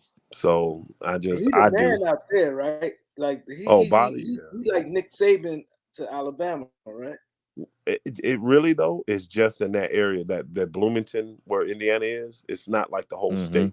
You got people that like him, old schoolers and all that, but they mostly dead now, honestly. And so now, even where I was at up there, people like IU and they like Bobby Knight, but they like Purdue just as much. You know what I'm saying? And the further north you went, they like Notre Dame. So it didn't. He wasn't as big, he wasn't like Nick Saban. Everybody in Alabama loves Nick Saban. I live, I'm in Georgia, so I'm right next to Alabama. I'm 7 miles from the Alabama line, and everybody loved Nick Saban. You can't say nothing negative about Nick Saban in Alabama. Them boys will be ready to kill you, bro, literally. So wow, it ain't as bad in Indiana for Bobby as it is in Alabama. I mean, in Indiana for Bobby as Alabama is for Nick Saban. He the man in Alabama. They mad right now because the Georgia Bulldog whooped that ass, but so you right, you at the state line, you right there, 7 miles. Yeah, where I'm at, I'm 7 miles away. I'm 7 miles away from Alabama, the state of Alabama, where I live, deep here in the country. Building a lot of stuff, man. You doing big things, man. And I give you are Israelite, right, Elder? Yes, sir. Yeah, I was looking at your channel. What is it with that, like religion and stuff like that? Like, because I always saw him and stuff like that, like Hebrew Israelite. Brother Polite is my mentor, and I used to see him argue with them dudes a lot, debate back in the day. Well, what he was doing was dealing with them, what they call black Hebrew Israelites. I am not. Okay. I ain't one of them guys that stand. Yeah, because them guys will stand on the street corners and cuss white folk out. Yeah, and all that stuff. Like that. I am not that, bro. When you read that Bible, our ancestors were either Hebrew or they were Israelites after Jacob, because he was the one that was the first Israelite. Yah changed his name to Israel. But that's why I'm a Hebrew Israelite, not because of what these cats you see out there. We totally different. If you go to our website for our ministry and you look at our, because it's a big old family picture when we came to the feast, you zoom in and look, you'll be like, dang, every nation under the sun is here. You know what I mean? It ain't just a black church, white church. No, bro. We, like the Bible talks about, it's a mixed multitude. And them guys don't get that stuff, man. So we don't deal with those camps, they call them. I call them the alphabet soup ABC camps, because they all GOCC, ABC, FED, ISPQK, all these crazy names they got, man. We don't deal with them dudes at all, bro. We'll deal with them cats. And they do a lot of talking. They do a lot of talking and a lot of teaching. Yeah. But they don't do a lot of works. They don't do no works at all. They don't do nothing for the people. The people still in the cities. They still stuck in bondage. They still stuck in debt. They ain't doing none of that. And all our folk, they free. We building communities for them. They living debt free. We storing. We doing all the stuff the Bible tells us to do. So we're about that work. We're about that action. They about that talk. And so we just don't mess with them. You know what I mean? I don't mess with them. But a lot of them. Heads up 25th Street on Harlem. They be going in on people. People scared. They be scared to walk by them. And it's sad, bro. It shouldn't be like that. Because let's keep it real. If you're reading that Bible, when was people afraid to walk past Jesus or Yeshua HaMashiach, whatever you want to call it? When was they afraid to walk past him? It wasn't. It was never like that. So I don't know. I do know. But that spirit they got on them, we just don't mess with it, man. We just don't mess with it. They don't mess with us. We don't mess with them. You know what I'm saying? So if you to go to New York and you to walk by, would you greet them or you wouldn't say nothing to them? I would greet them, but they probably won't want to talk to me, bro. I would shut their doctrine down so quick. It wouldn't be. It would. But again, what good would that do? Yeah, you know what I mean. Because when you read the scriptures, it literally tells me if people are actually preaching Jesus, I ain't supposed to mess with them. And they are preaching Torah, and they gonna have different. Some of them will call them you know, Yaakov, you know, they got all this crazy, what they call it, you know, this, what they call a Hebrew language, all it ain't no, we just don't get into that crap, bro. We just don't. But And it it's doesn't true. matter. You know how you said you zoom in the picture and you see all races and all. Yeah. So when you know, Malcolm X went, you know, to Mecca and all that, and saw Mhm. like the white with the blue eyes and all that, and they was Muslim and stuff like that. Like, I just think people got to get out of their element and travel and see, like, damn, color don't really matter. It's people that, you know, Yeah. rep the same thing I Well, rep, and they different you colors and all. can't. So You can read the yeah. Quran, you can read the Mhm. Bible, you can read whatever book you want. None of them talks about color. It talks about nations, but it don't talk about color. It don't talk about race. None of that stuff is in the Bible. No No. color of a person, no race of a person, because it was nationalities then. You were a nation. And we Hebrew Israelites, and what makes us Hebrew Israelites now is that we keep the commandments. You know, it went from a natural thing to a spiritual thing. Now, are there natural born Hebrew Israelites? Absolutely. Are the black people over here Hebrew Israelites? Yes, they are. But no, they're not at the same time, because most of them won't keep the law, statutes, and commandments, and that's what kept us in that's why we here. Because of slavery. That's why we went into bondage, into slavery, because we won't keep his commandments. So That's do it, y'all man. get funded? Do y'all get funded? What do you mean? Do we get funded like by the government? Yeah. Hell no. No, sir. No, we don't. We're not even 501c3, bro. Oh wow. Even though Yeah. y'all do a lot of The stuff Bible. in You the know the community? Bible tell. Remember, Jesus took the took the coin out the fish's mouth and paid him and Peter them taxes. Yeah. We pay taxes, bro. We render to Caesar what's Caesar. Yeah. We render to Wow. Caesar what's Caesar. No, we're not playing around like that. It's funded, but it's funded by us. And we put everything in it. You know what I'm saying? Every dime I make goes right into this community to build more and to bring more people in. Because when we build, guess what happens? More folk can come out of debt and come on in here and live the same lifestyle we live in. Where the book said we have all things common. Acts chapter 2, Acts chapter 4. That's what we're doing when you're looking on my videos. We're building constantly and buying Yeah, lands y'all constantly, straight doing building. what Yeah. while we doing, so that folk can be free and come out of it. You know, Bible tells you to come out of her, my people. What is that her? It's talking about the system. It's talking about this religious system, this world.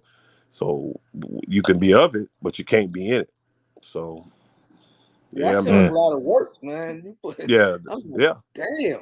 Well, the I'm Bible watching. says, the Bible says faith Shit, without works. living in Hey, think about what it says. Faith without works, that's dead. Well, we ain't trying to be dead. We trying to be alive. So that's why we work.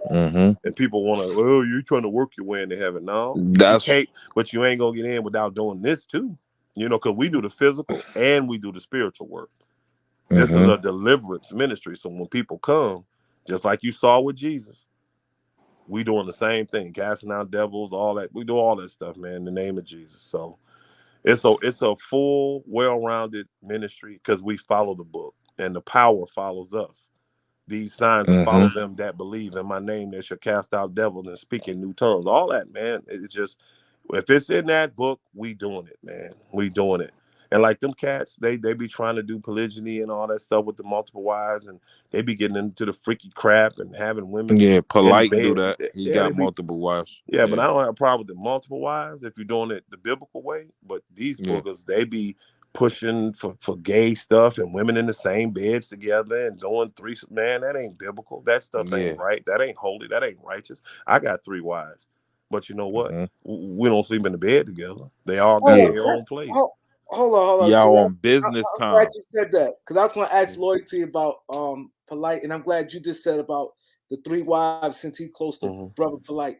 So that's exactly what I was about to ask. So when you got 3 wives, now this is for both of y'all because Loyalty know Brother Polite. You said they don't like on a personal live in level. the same roof. Hallelujah. I thought that you had to have the same amount of time where y'all all in the house together. Well, Go I ahead, mean, Elwood. You could speak for. I mean, it's there's no like requirement. I can have us all in one big house and they all get their own room, or I can build them their own house. You know what I mean? It depends on what works for your family. You know what I'm saying? Like me, I'd like to give them all their own house, but my wives want to live under the same roof. So this new house I'm about to build here real soon, we building it to fit what we want.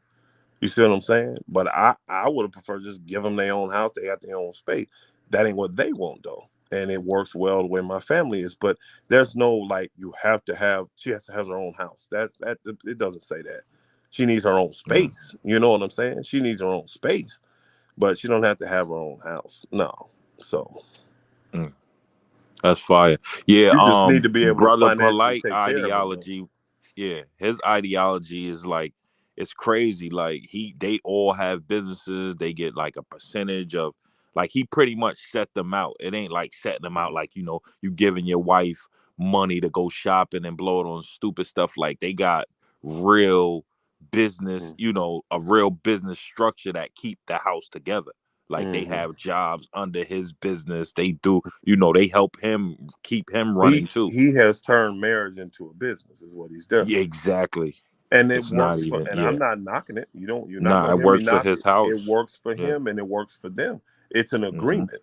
You in that agreement, as long as you keep your end of the bargain, it should work. So I have no problem. And I with think Polite that's doing real, that. Elder, because there's so many dudes that they say, all right, you're not splurging on your girl, right, or whatever. You're not like it. All right, so it's still a trade-off, even if you're not doing that, because it's like you have to do certain things to keep your woman. I'm just talking about regular people. To keep your woman satisfied, whatever she, you're not going to be there not buying groceries and dropping bag and going shopping for her, and she's still committed and stuff to you. I know different women like different things, but I think that's a real commitment and a real something built on something real when it's like that. I understand what you're getting at, and the reason it works for him is because they all believe the same, and they're fine with that. But see, we believe the Bible. And the Bible gives us instructions on how this should look and how it should be run. And we follow that instead of his way, because he doesn't follow the Bible. He don't believe in the Bible. He don't, you know what I'm saying? Yeah, he don't believe in God and none of that. He don't believe in none of that. But it works for him because they are in an agreement. And long as two people keep their end of the bargain, your agreement will be solid. I enter into covenants, like the book talks about. So the woman has a role to fulfill in my home. And I have a role as her head to fulfill for her, and then all my children and offspring. Give me an example of that. Like, what would be a woman's role and what would be a man's role? Like, I can just tell you, like now, according to the in book. my household, right? My third wife, she laying right here next to me, right? I brought her in. Her number one role right now is to bring me more seed because I want more seed. And guess what she is? She's pregnant. What's that? She's pregnant. Like a kid, fire. She's pregnant, right? Congratulations. But thank you. But she's also an educator. So she also heads up my homeschool program for all the children that are here. I don't think how many children we got in that program? We got total, no, we have more than that. The babies, you got G3, how many? 13? 20? 13, yeah, we got 13 children in the homeschool program. She heads that. She runs that. Yeah. Now, my second wife, we have a child that's what's Tia, 22 now? Just got married and everything. She has a name, they call her Auntie.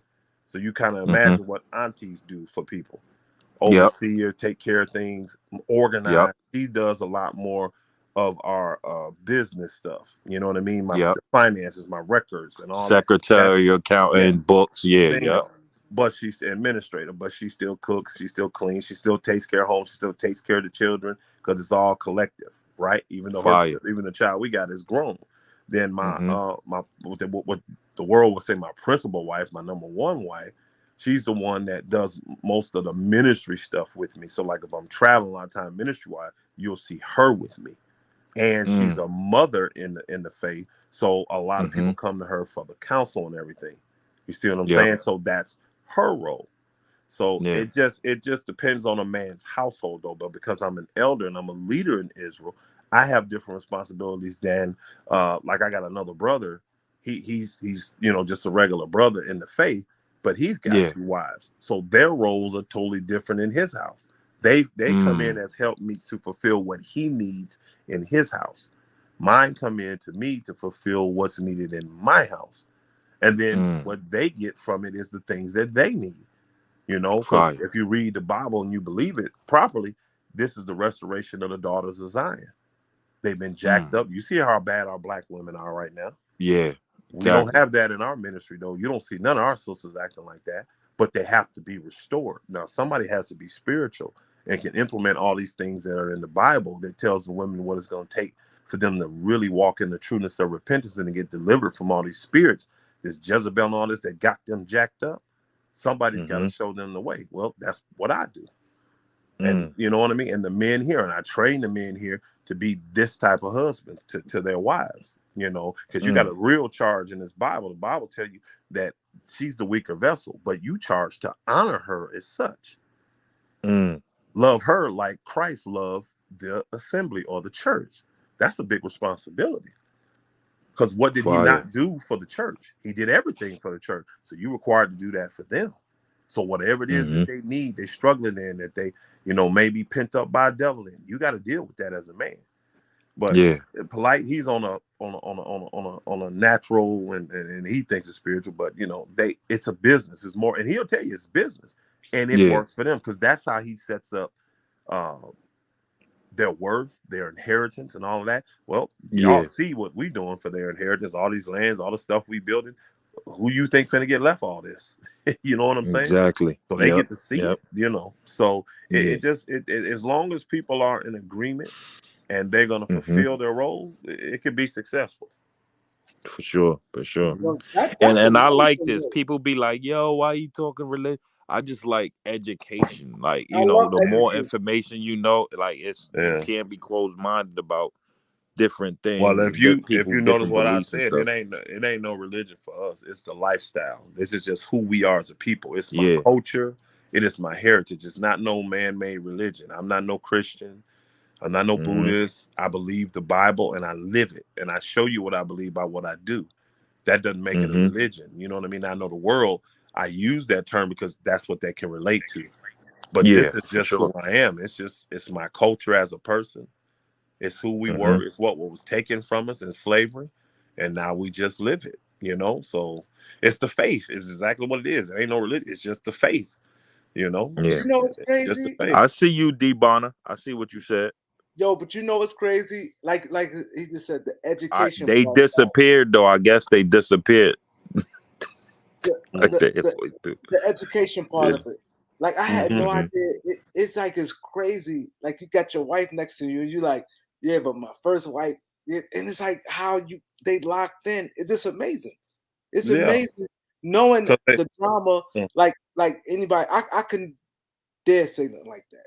Like, you know, and I'm pretty sure a lot of other people. This is amazing how.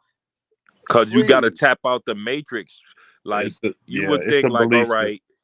Yeah, like 2 wives. We think of things, and when we tap into the matrix, what I say, it's like, all right, a woman might think, oh, you can't have enough jealousy, like dissent, like they'll let that break up a union that's successful when that's so little. You feel what I'm saying? Meanwhile, you still look at other people. She still probably look at other people. She has temptation. So people don't get to the common goal to build success. And like Elder said, you know, going to leave shit behind, and they actually doing the work. You compare them to other people who just living regular and having one wife or just doing, they not really getting nothing accomplished.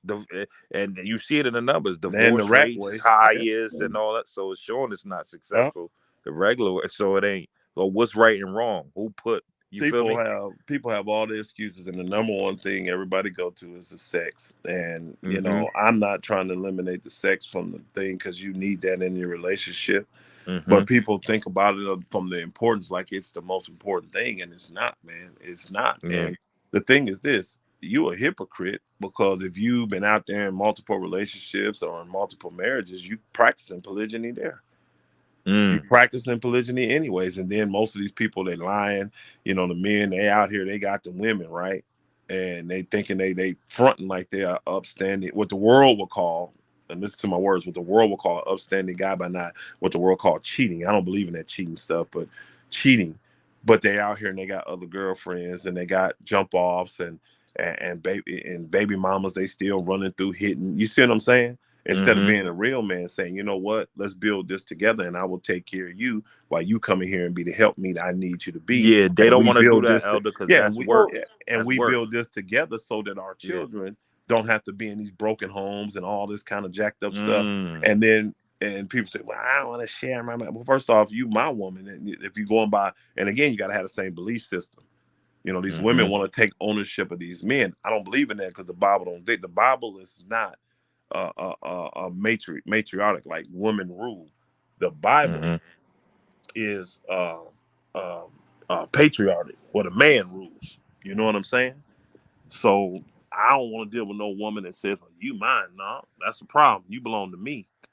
You know, and if you get a wife the right way, and you got her as a virgin, you should have paid a bride price for her. You should have paid a dowry for her. You know what I'm saying? You should have gave her dad a dowry for her. So I just believe that book, man. But it don't work for everybody, because if you don't believe that Bible, it ain't gonna work for you. It's not gonna work for you.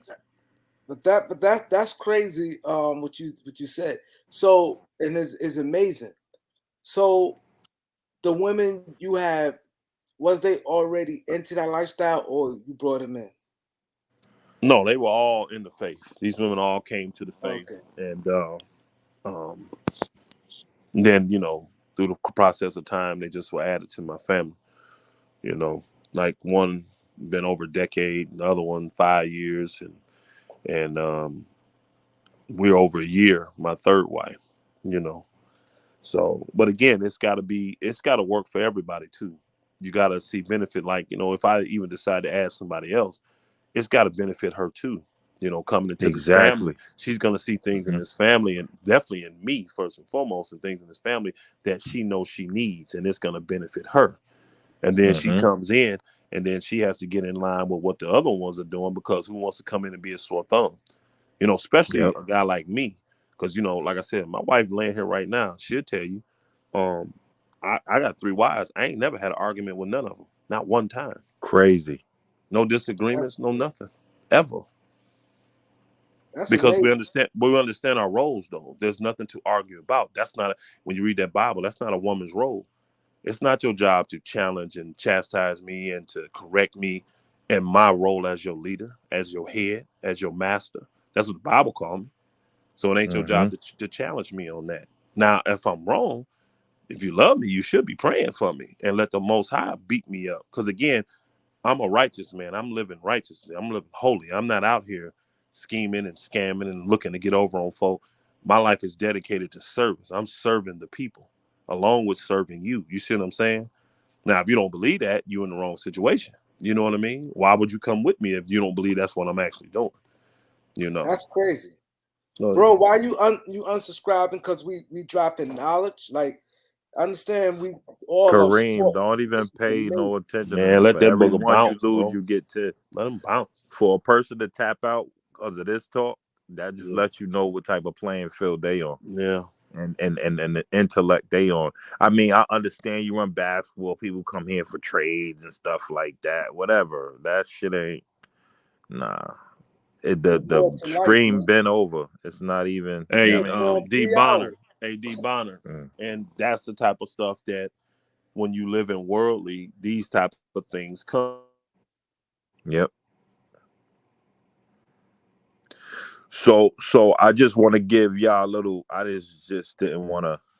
I wasn't really talking about it on the thing, but like, I know that man personally, bro. I'm telling you, the shit I know and the shit that he know and he has to offer for the world, shit like that gonna come. It just comes with the territory, bro. That man is too smart, too intelligent to ever put himself in a situation like that. But but like all the media people that put that out or whatever and made it like a sound bite or whatever, it was cool for like 2 weeks. Where's that? There's no follow-ups. You don't hear about them. Like, you don't just disappear. And when those things was on Mike Tyson, they ain't disappeared. When they was on Tupac, they ain't so if it's somebody of that caliber, they're gonna execute. You're not getting away from that. These things shouldn't disappear. We know the law. You feel me? And things of that nature. Like, come on, he's a black man of power, so that's even more of a reason to persecute him. you know, the law, they ain't gonna let him get away with it. I don't care how much money you got. You're a black man, LA, living like he is, showing off live, giving people holistic stuff to solve. Come on, he's a threat to the government. So trust me, they would get him out of here fast if those allegations was true. They would have been found. Trust me, man. I dealt with him on a personal, and I don't defend people. I'm loyal. I don't cheat. I don't have multiple. I'm not into nothing he into. But trust me, I know what he got to prove to the world, and he got to, like, that man. Trust me, man. He's different. That's He's what's different. up. That's what's He's up. different. Just off the stuff you put in your body, like you're not supposed to drink shit after you eat certain, like, it's just too much. He lives a very disciplined life too. Yeah, that and you see what you just said. See that logic and that basic structure right there. Regardless of what a man is, what he do, that piece right there, you can't put no spate on a man, because every man's gonna get, you know, challenged with temptations and, you know, whatever. I want to judge you by your sacrifice. What did you give up? What do you do on your daily? How do you feel what I'm saying? Like, how much do you give to the world before you get anything? These are the things I judge, and those are the things behind the scenes I know. Even in the world, he does up front that you can't. Come on, man. That man is that he different, bro. That dude is a god. I'm telling you, people see the, you know, the Hollywood, and he got to flash the cars, but he gives you the ideology of why he has to do that. He has to show our people that, so they pay attention just to the teachings. It's sad that you got to dress a certain way and give a certain flash for people to, you know, come in and pay attention to you, but it's a real thing in this world, like, you know, to get them to pay attention to the point. But it's real. I'm gonna respond to this comment. That's what I want to do. Man, Loyalty talked about this, and I would love for Elder to come up. Most Elder, Man Loyalty talked about already. I want to do once a week with this channel, like, go off of basketball and talk like family, like structure, just life, building, like relationships. Man, I'll come on. You know me. I'll make the time for you, brother. And you just let me know when you need me, and I'll get free for you. I'll make the time. Financial freedom. Cause we do this sometimes, and Man Loyalty always sometimes have to tell people, like, you know, some people be like, oh, basketball, but like this guy said, if we do dedicated day, they'd know and they wouldn't feel away, because I think it's important you go off and talk about like different things, because family, I think, is important. Kid structure, financial freedom, loyalty, good at you know, I'm the financial piece and all that. But I seen Elder Page, like, they building bricks, learning how to garden, stuff like that. Like, these are things that if the world shut down, we know how to turn it. Like, we don't have that within our culture. I'm just saying African Americans, like, we don't have that. So these are essential things that we got away from, that people don't know, like real education and really how to use their hands and do stuff like that. So the financial literacy piece is one. That's another piece. I'm a build a school where, bro, all that's going to be involved. Real health on what you supposed to eat. They got to get rid of the pyramid. Like, you know, they got the dairy at the top. Well, we finding out milk ain't even good for you.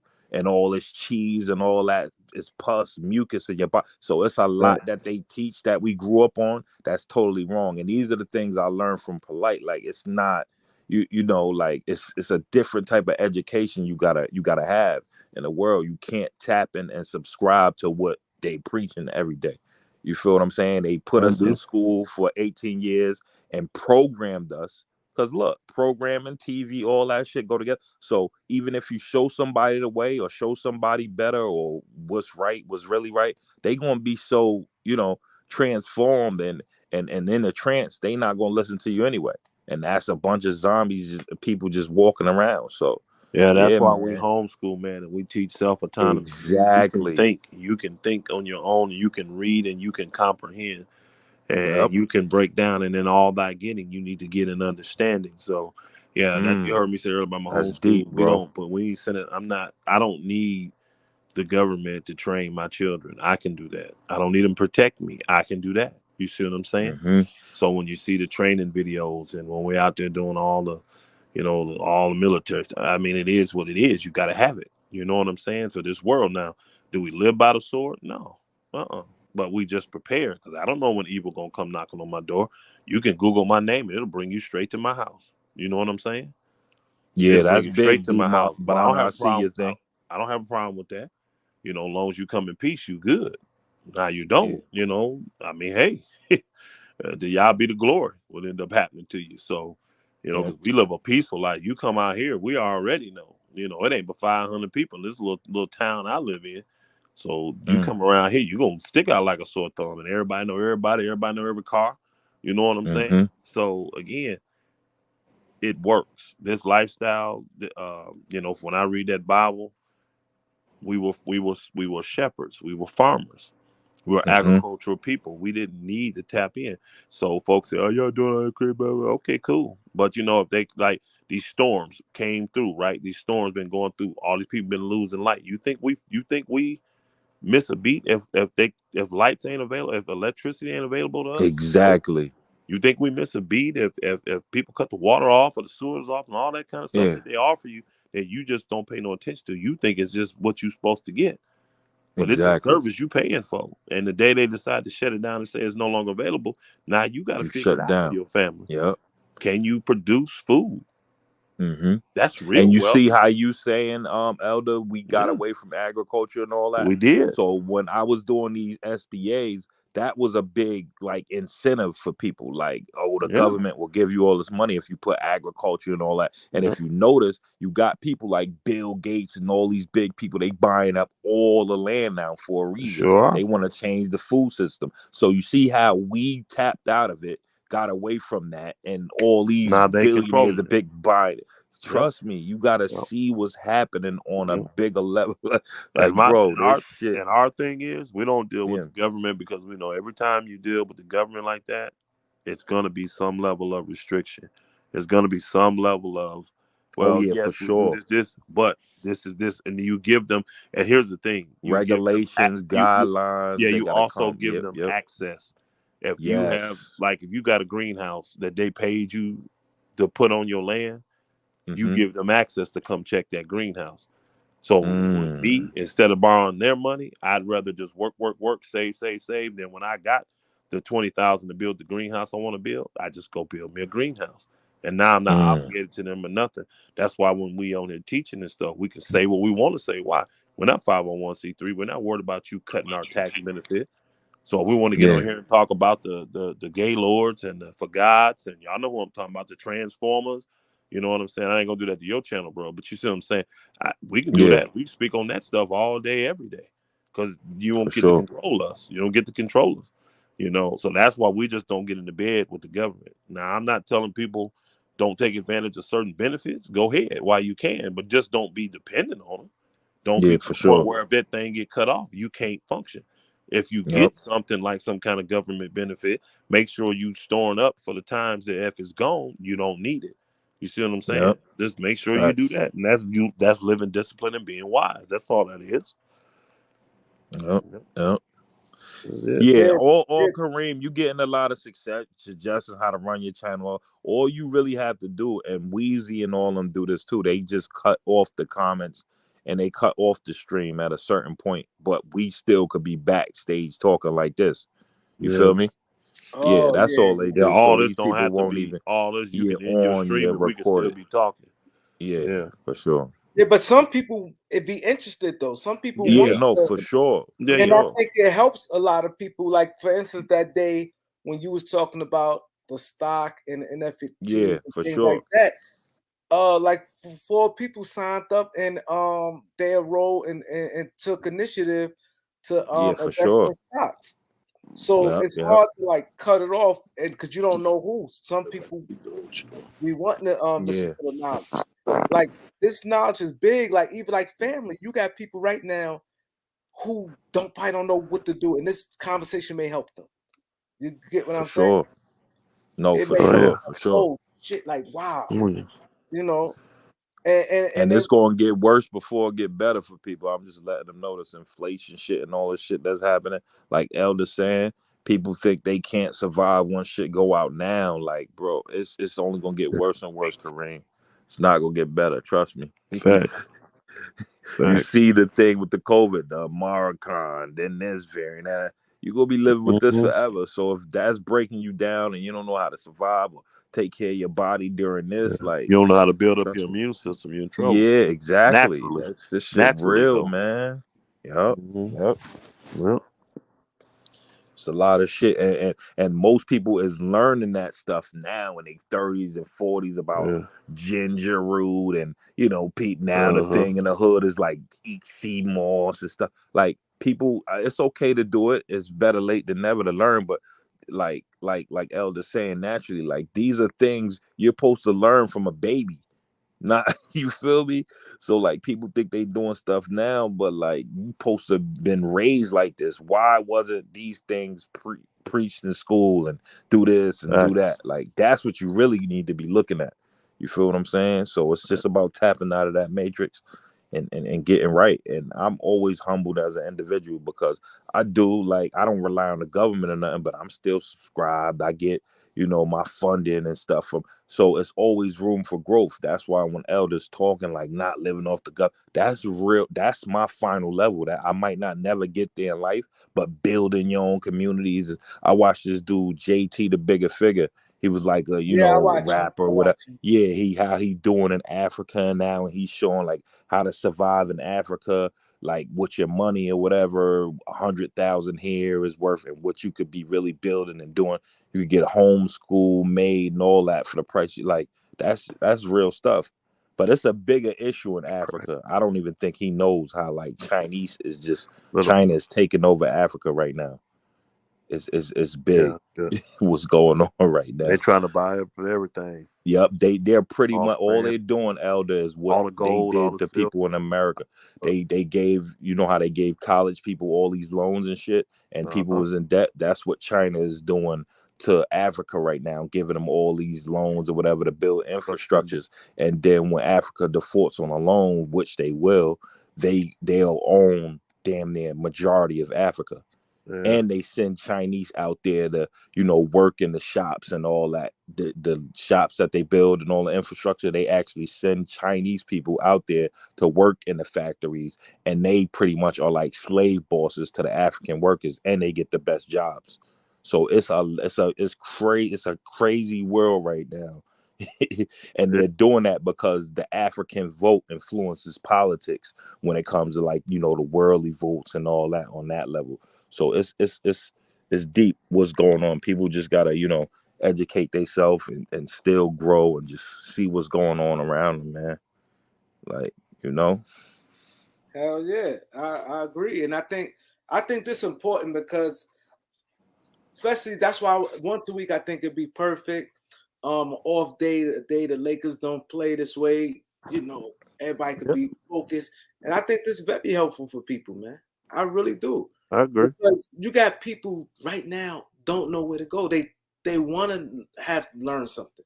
Now you gave somebody something, they learned something like, damn, I didn't know that. Like, no, for sure. Or people probably on the fence about two wives. They want to do it, but they might not know how to approach the woman with it. And the way you put it as a community, not the sex, more as we helping each other, we building. Like, financially it works. Like you said, Joe, one wife handle this, one wife could do this, one wife do that. But together is no jealousy, so you don't have to deal with the argument. It cuts down. You live in a better life, actually. Especially if you could give yourself to them when they need it. You know what I mean? So this is dope. Yeah. Man, jealousy is supposed to be a spirit that a woman should have. That was actually made for a man. For him to be able to know if his wife or the woman and property done went out on him. It ain't for even for women. But this world's something else though, man. These women out here today, I look at it and I know my world is totally different. Because people talking like, well, there ain't no women out there like that. And I'm like, I'm around thousands of them. I don't know what you're talking about. You know what I'm saying? Because this is how we are training them up and the way they should go in the faith that we in. So all the women, that's how they function. That's how they operate. I'm talking about from the old grandmamas down to the young daughters of Zion. You know, they've been trained, raised, and reared this way. And, you know, I got businesses and we do different things work wise and stuff, but, you know, we limit our, you know, contact and, you know, around the world. We just limit it because we know we think totally different than them. And I ain't trying to make nobody think how I think. Is this, if it benefits you, why wouldn't you do it? Forget what it comes in. You know what I'm Exactly. saying? If it's going to benefit your family and you ain't got to compromise your beliefs, why would you not do it? And then people say they love their family, but they don't prepare for their family. See, like for me, when things go down, I can't have somebody else have to come in and say, well, I'm going to need you to do this and that because I can't do it for my family. No, that's my job.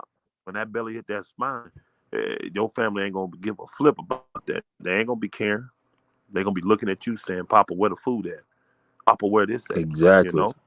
And at the end of the day, I chose to love them, so I sacrificed. I came out the cities and the big towns and the bigger states and northeast and all that, and moved to the country. Why am I in the country? Why? I can grow all year round down here. I got greenhouse stuff, but I can grow outside all year round where I live. Literally, I can go outside. We had snow today. Guess what, though? It'd be melted by in the morning, and I'll be in the garden. Y'all had snow? Wow. Yeah, we It's had a little snowing snow. out here in New York. Yeah, because there's a little storm. Yeah, I came saw through. that in Georgia on the news. Yeah, it's It was nothing. they said something about snow. Yeah. Yeah, it'll do that, and the temperature start warming up. But still, greens grow right now, even with 30-degree weather. You know what I'm saying? So it just I have more of an opportunity to provide for my family in this living condition than I do up north where it snow 4, 5, 6 months out the year. You know, So and my season is shortened and it's colder. I don't like the cold, even though I'm from Indiana. I don't like the cold. Shoot. You see that word right there, Kareem? Debt colonialism. That was the Yeah. whole thing I was talking about with China and Africa. They using Yeah. debt to colonize a whole nation. Colonize everybody with debt. Yep. That's why we tell That's people what get they out of did. debt. Get out of debt. Don't owe That's nothing crazy. but By love. giving people college loans. So look into that. That shit is Now- real. I said. Definitely. But go ahead, Kareem. But let me ask you this. So, you know, people always say like kids influence and you have to be careful what the kids see and things like that. Now, Yeah. right now, what you're saying, all three of your wives separate. Do you have to have a talk with the kids when you build the house and everybody come as one, like the confusion or how that works? There's no confusion. They're growing up in it. My daughter, so they I not have a subscribed to the 9-year-old. bullshit. You don't Yeah, gotta I mean, untap them. Yeah. my third Go wife, she's ahead. pregnant now, right? But my first wife, we have a 9-year-old together, going on 10. But she's growing up in it. She know who her mother is. But my third wife, she calls her mommy. You know what I'm saying? And my second wife, she call her mom and call her auntie. But she knows who her mother is. You know what I'm saying? Yeah. But she gets the benefits of having 3 of them here, plus all her aunts and all them that's here too. They treat her just like a mom. It take a village to truly train children up, you know? And we just live tribal like that. So it ain't no confusion. You know what I mean? It ain't confusion. She gets it. She understands. But she also knows that this lifestyle is a choice. She also knows it's not something that's mandated. You know, if a person chooses to be monogamous, that's your choice. You know, you want to just have one wife, one man, one. Cool. That's cool. If you want to be celibate, I ain't got no problem with that. There's nothing wrong with that. But if you choose to be polygamous, I don't have a problem with that either. You know, but we believe in polygyny, not polygamy. Polygamy is when anybody can have a multiple partner. We don't believe in that. See, the Bible don't say that. Women ain't allowed to do that. So my wives ain't out here with, you know, they ain't got other men. You know what I'm saying? See, that's that perverted stuff. You know, men can have more than one, but not women.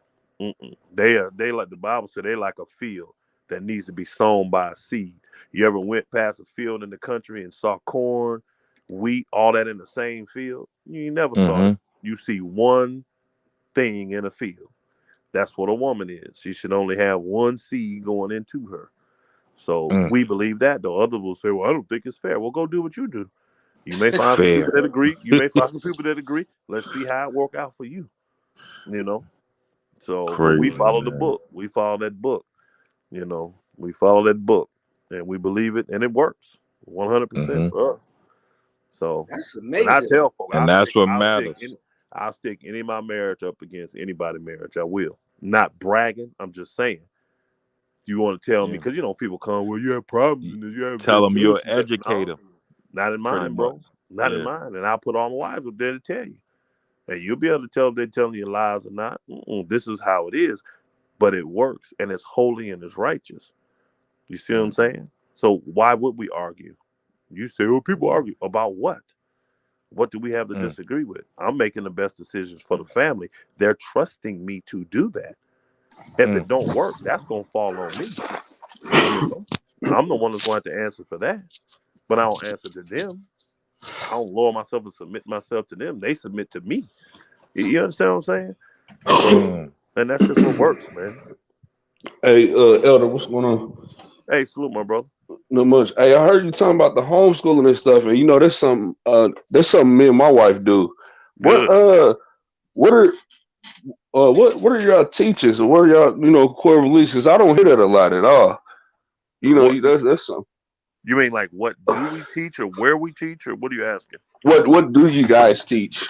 Because you from here, you're from Indiana, correct? Because that's where I'm from. I'm from there originally, but I live in Georgia now. Okay. Yeah, I'm from Indiana. I'm from Fort Wayne. I'm sorry. Are you the brother that said you from Indianapolis on there?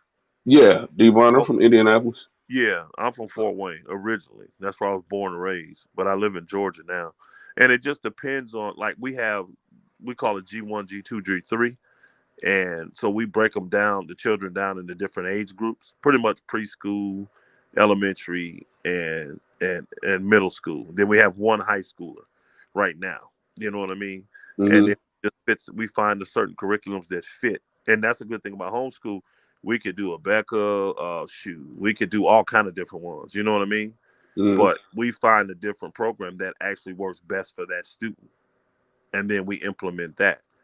And then I make everybody that has a child in it, you have to be involved some way, shape, fashion, or form.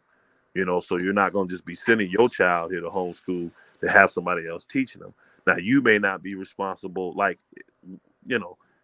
somebody going to teach math, somebody going to teach English, somebody's going to teach, spelling, somebody's going to teach gym. We do gym. Somebody's going to be the lunch lady to fix them their lunch day. You know what I mean? Everybody's going to be involved to some way, shape, fashion, or form.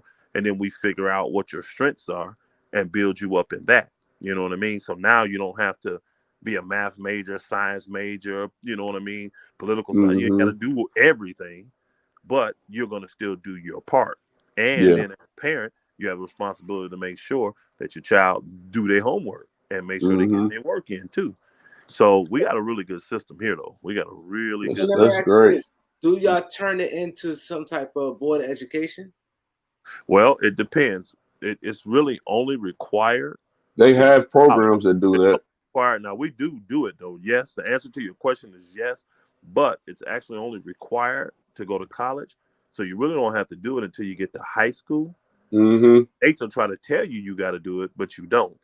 But because think about it. When you go to college, they're not asking for your middle school records. They only want your high school records. So as long as you're recording those and sending them in, the child can make the decision to still go to college or something if they want to, because they'll have the grades there. So, but we even record them on the middle school level, But and again, because we're in the faith, and it's a choice. So we may have a young child that comes through our homeschool program, and then they get to a certain age and say, "I don't want to do this.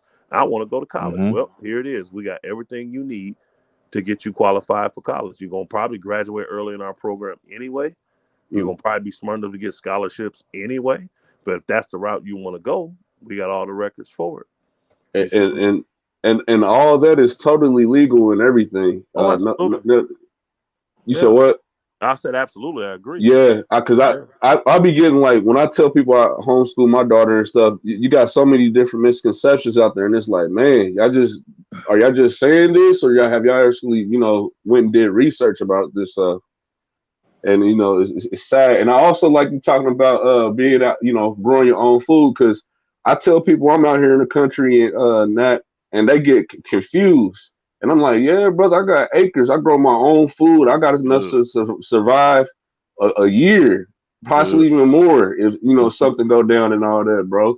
And that's just something you really don't hear, especially a lot in the Black community that we talk about, man. But that's being self-sufficient, being able to go out there, pick your food, being able to, excuse me, not always depend on what the government is doing. That's powerful, bro. That's powerful. You see how you And said that's legal or whatever? You said what? You see how you said that's legal? Yeah. Talk about the school system. The school system we subscribe to is literally illegal. The banking system they have illegal ethics and practices. If you think about it, you could go to the bank and you could give them your money, right? Nobody's gonna enforce it though. Yeah, exactly. You could give them your money, but go try to get a loan from that same bank. Yep. Nope. And they'll take your they money can and loan loan your it out money out without your exactly permission. all day. That's not even make just interest go off off of your basic money. ethics and logics. That's not even that don't even add up if we talk about That's 1 why plus we don't 1. put our. That's why I don't put our money in them banks. I got just enough in there to cover what needs to be covered. Exactly, bro. You know what was so crazy? Because I think around whenever the pandemic hit, I went to my bank and I took out a large sum. And you know what the lady, she kept telling me? She was like, "Why are you doing this? Like, what's going on? What, why are you taking out this much?" And I'm right here, and I didn't tell her because technically and legally, I don't have to tell you what I'm doing with my money. All it's a large sum that I took out, but you don't need to know the reason for that because, like you said, you can't always put all your eggs in one basket. You got to have some of that, in your own, on your own purses at a lot of times as well, because anything can happen, man. There's anything, but yeah, I like talk like that, man, about gardening, man, teaching, homeschooling, and all that, man. No debt, stay out of debt. Yeah, brother. Yep. I love that talk, man. Kareem, he want to do something like that. Do it at least once a week or something. I'll be down for that, man. Yeah, as long as I get a couple guys up and we could do this, Hey, talking about health, bro. I've been a plant-based for the last 3 years. Like I said in the comments, I erased diabetes, high blood pressure. I didn't help people in my family erase or reverse autoimmune disease and all kind of stuff, bro. I stick to that. Yeah. So the way me and Loyalty talked about it, like we're gonna do it and like the day we pick it, we talk let's say the first hour or maybe 30-40 minutes, it could be about stocks and finances. Then we probably like you said, the wellness, then the family, wives and husband, basic surviving skills. Yeah, the first thing I do, Kareem, I just want to be clear with you before I come on, because everybody think just stop making the money. It's more to it than that. So the first piece I work on is called mindset.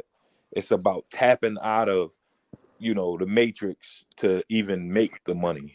You feel what I'm saying? And then the money is not the most valuable thing. The money is the tool to get where we need to go. So I'm gonna fuck people head up on how I deliver it, but I'm get them out of thinking just making the money. There's more than just making the money. You know what I'm saying? The money is the tool. It's a vehicle to get where you need to go. It's not. It's the world puts the value on the money, but as we can see in the government, the dollar loses value every day. So that's not the most important thing.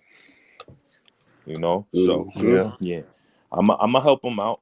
We gonna get it right. And Kareem, not to tell you how to run your channel, but remember that time that I suggested that, but I know, dang, I didn't know you had another podcast, so I know trying to start up another channel, there would be a lot on you. Yeah, a whole nother channel right now. Yeah. I don't have the time. That's why I said I like to do a day, a week when the day the Lakers not playing. And we could just rock out like this, where people could learn like the strength you strong at, like you said, the wellness, elders strong at, the community, family, and loyalty strong with finance and different things like that. This is a well-rounded thing. Touch on different topics, and then I think it'd be interesting. It'd be Yeah, good, sure. but it'll be some of your lowest rated stuff. But Yeah, people that's the don't truth, care about though, this kind of stuff. man. You get a And, few but folk that do, but you know most what, people want Elder? controversy and they want action and entertainment. This ain't entertainment. Exactly. This is Elder, calling them on their BS. This is exposing them for being unloving and lazy, and that's what it's doing. hey, So, and Elder, you know the crazy part is when this pandemic first hit, the views for this kind of stuff was astronomical. Because Oh yeah, you Yep. seen it, man. I saw the I've never seen so many people talking about gardening. So many people talking about all that other stuff, and it's like, homeschooling and stuff. yeah, but it kind of it fell off though. But you gonna get some people who really want to learn it, and people who really interested about it. They'll tap in, but you don't have a lot of it though. Unfortunately, here on especially on social media. You don't even want the ones who don't want to subscribe and tap into that. Honestly, you don't even want that type of people listening to you because, like I said, the world is run on frequency and all that. I believe music, it influences people's tone, their mind, and all. You can see it, just Chicago music. So if people not subscribe to that type of energy and all that, it's something wrong with them, Kareem. At the end of the day, like I said, I know you run a basketball channel, whatever, but it's all types of ways to get your channel up if you really want to. I do marketing and all that as well. You feel what I'm saying? Ads, YouTube ads, and all that. So it's easy to get your channel through the roof if you really had time to do that. You feel what I'm saying? My thing is, it's not, to me, doing this once a week, it's not about the views. It's about, like you said, the people who wants to learn. The value. The value of, I think it's, how could you if you not get one person in real life subscribe and get a stock and make money, that's more than any view. Yeah. You're right. These different things we're talking about, real life stuff, because people got to deal with real life stuff anyway. You know what I mean? Deal real, you may be like, oh shit. And then you can ask a question. Like how See You Later used to ask you questions, and he got stock now. And like you said, you reverse diabetes. Like, it's somebody here may have diabetes. Yeah, brother. You know what I'm saying? Why wouldn't you want to know, or their mom or aunt or something like that? And that's something that plays them. You do it, and you don't take insulin to cure. No, I had, it was type 2. Type 1 is when you need the insulin. You need it was type 2, but yeah, all that, brother. I don't take none of that. They try to throw me on some what is it? Lisinopril. Yeah, and it was another one as well, but I didn't want to do that, so I changed up my whole eating, working out. What age did you find out you was diabetic? I found it out when I was my brothers, it's been a good talk. I got to get out of here though. Salute my brother. Yeah. All right. Take it, Kareem. I'll be All around. Talking to you. I'm gonna let you know when we're gonna do it. I'm gonna look at this. Yes, sir. Appreciate it. Yeah. Yo, Kareem. What up? What up with you, man? How you? What age you say, D-Bonner, you found out? I found out I had that. I think I was about like 24, 25. Oh wow. Yeah. What was it? It was like something you stuck, because I just asked because my wife's brother, he found out late. He like in his 30s, he had like he couldn't digest, like he had a stomach ache, poop backed up for like a week. And he a healthy dude. He already didn't eat certain shit and all that. Like, you feel what I'm saying? Then you know what's crazy? I'm like, what the fuck? I was doing a paper in school on autoimmune diseases. And one of the major symptoms that I was having was having to constantly pee, waking up in the middle of the night. And then I was doing it on diabetes. And I started while I'm doing the research on the paper, I'm like, this is me. God put that in front of you like that. Yeah, bro. I'm telling you. Yeah. I said, what? I said, hold on. Let me look this is everything that I'm going through. And found out, bro. And I immediately, they tried to put me on it. And I first changed up my eating. And all I did, it was crazy because all I did was, he told me for 3 months, he wanted me to take the lisinopril and the metformin. And I did my own research and stuff. I started taking cinnamon. I started increasing my water intake to over a gallon a day. I cut out the sugars and all that stuff. I went back and he acted like it was impossible that I had reversed it. Oh yeah. And I had not been taking the medicine. They don't know. They don't even know on them higher levels. That's why I say, and you see how you say the brother polite, the alligator. And this is what our world does, right? Like this is a guy that is like a god, could be a god to your life, because he does a course called holistic mathematics. It's him and it's another guy in this world. This guy, his name is Patrick Delves. You can look him up on Facebook. He's from Grenada, but he has like, you'll see his Facebook likes like 100,000. He got like 4,000 people commenting, asking questions. This guy can barely speak English, but he's a real modern day Dr. Sebi. Those two dudes right there, Brother Polite and him, they are changed. Brother Polite been talking about holistic mathematics, how to reverse diabetes and all. Like, yo, bro, this is what I'm saying. So they create these narratives to push our people away from each other, because we only have a few. You feel what I'm saying? We might have a few black billionaires or millionaires. They'll make them out to be the villain if that black person could change a nation of black people. You feel what I'm saying? That's what they do to our culture. And you know what? And I never want to be the type that says, oh, I know personally that about that man or speak bad on that man. All I'm saying is I just know there was a lot of allegations. But again, like I said, I can never speak on the situation per se because I don't know him personally. Yeah, you gotta know how this media and YouTube work. They take a narrative and then run with it, and then because I'm big in media. When I say big, like dissect it, they took it, ran with it that 1 or 2 weeks or whatever. It wasn't sensational no more. It died down. He started asking them, "What's up? What's going on with the case?" Like, it's just certain shit you can like. I'm gonna just give you an example. This is kind of off topic. That brother wanna know the gentleman you were speaking about with the holistic. I'm guessing that's what he mean. Is that what he's talking about? Yep. He wants to know the names. Holistic mathematics is the course. You could go right on Brother Polite website.com. Coming up, but the guy on Facebook that does it is Patrick Delves. He just go live for free. I mean, the African brother. He's from Grenada. Is he? I know exactly who you're talking about. I actually listened to. He got a good course about diabetes and all this stuff. That brother is very knowledgeable. Yeah, that dude. He just different. Like that dude is. You can't like. And you know he real because like he don't have like a cell phone and like, well, he got a cell phone, he go like, but he don't know like technology and all that. So it ain't like for Cap, like he's in demand. So that's why he even have to give it to the people. He in such high demand. Like he's a real doctor. Like he's a real doc. He knows more than doctors in the US. Like they'll tell you this and don't do this. If you having high blood pressure, it's not your blood pressure. You might have a thyroid. Like, bro, he knows how to get them underlying and shit. Yeah, he's a real. I'm telling you, bro, that him and Brother Polite. Type his name. Go ahead. Type his name for the people who see it. Type his name. Patrick Delves. No, I know. It's DELVES, correct? DELVES. Yep, Patrick. That brother.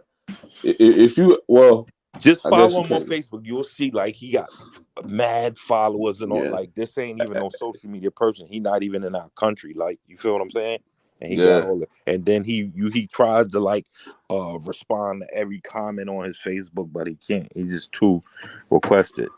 But if you look at his site, his page, like he'll be on live sometimes, and like he has herbs and shit like that. Like Brother Polite, like it's certain herbs you can't even get in the mail or like take like in America, like, or like the feds will be on you because they cure people. You feel what I'm saying, Kareem? Like once I found out like all this information, like a person is not supposed to know how to mix this herb and that herb to kill this disease.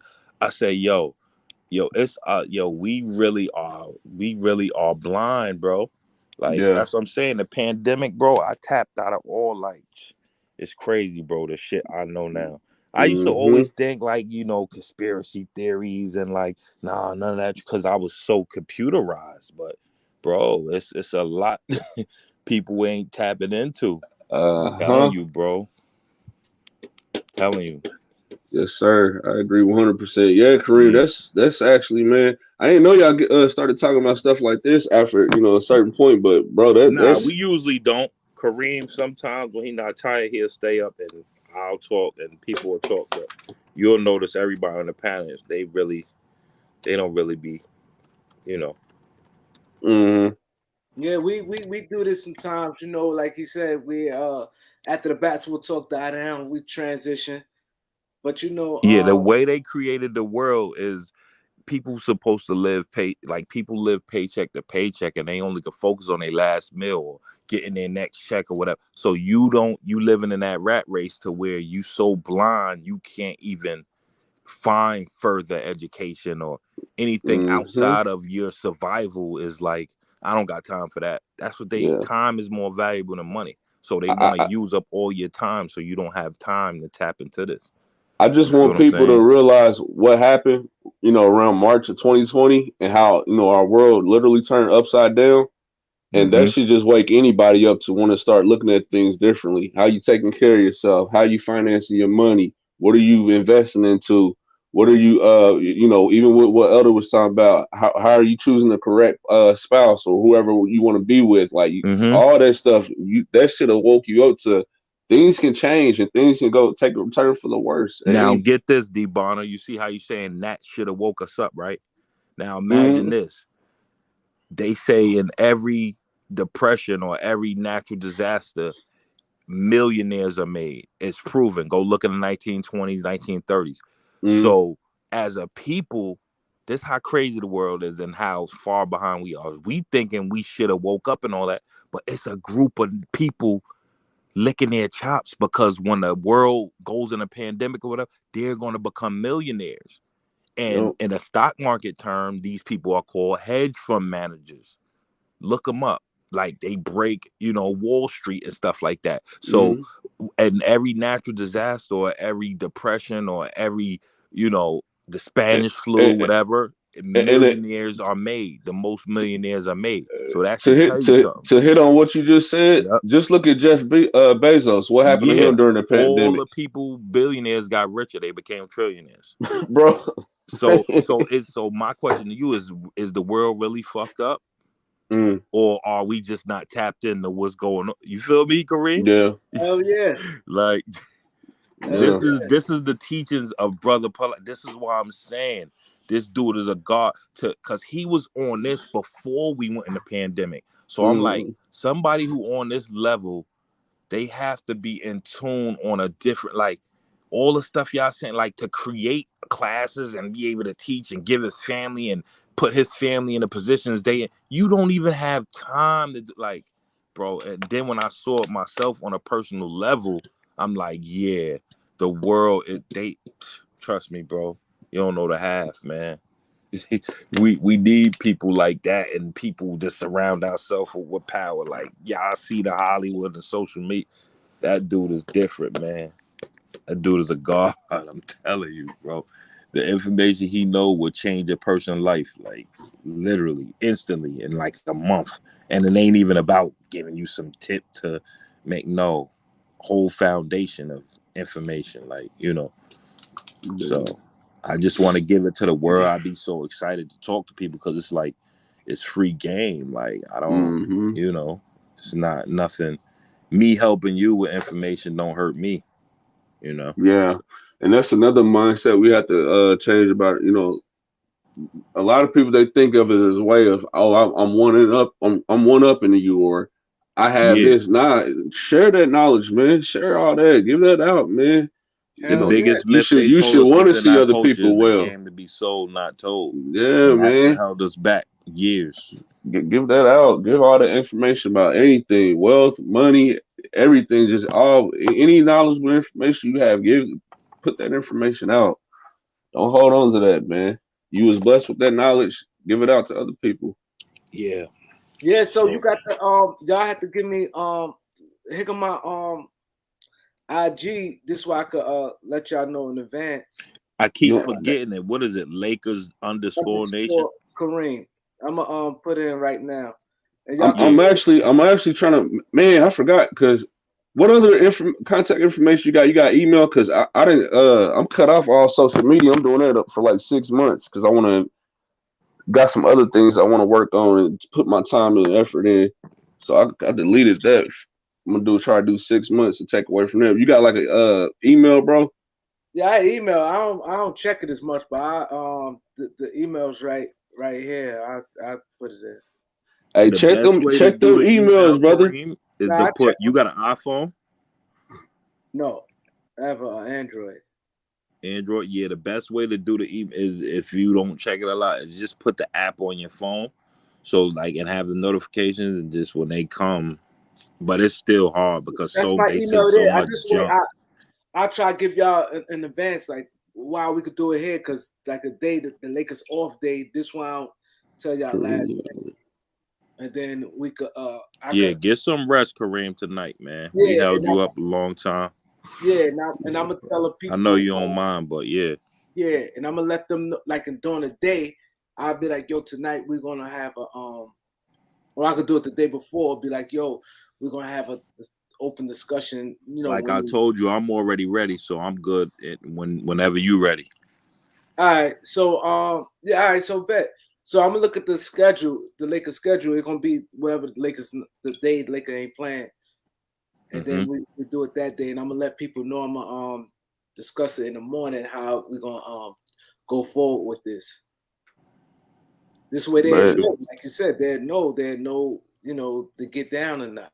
Yeah, and bro, whenever you do see people come in talking about they unsubscribing and all that, bro, don't even take offense to that. Let them be. Both something for free after this. Put your email in the comments if you don't mind, Debana.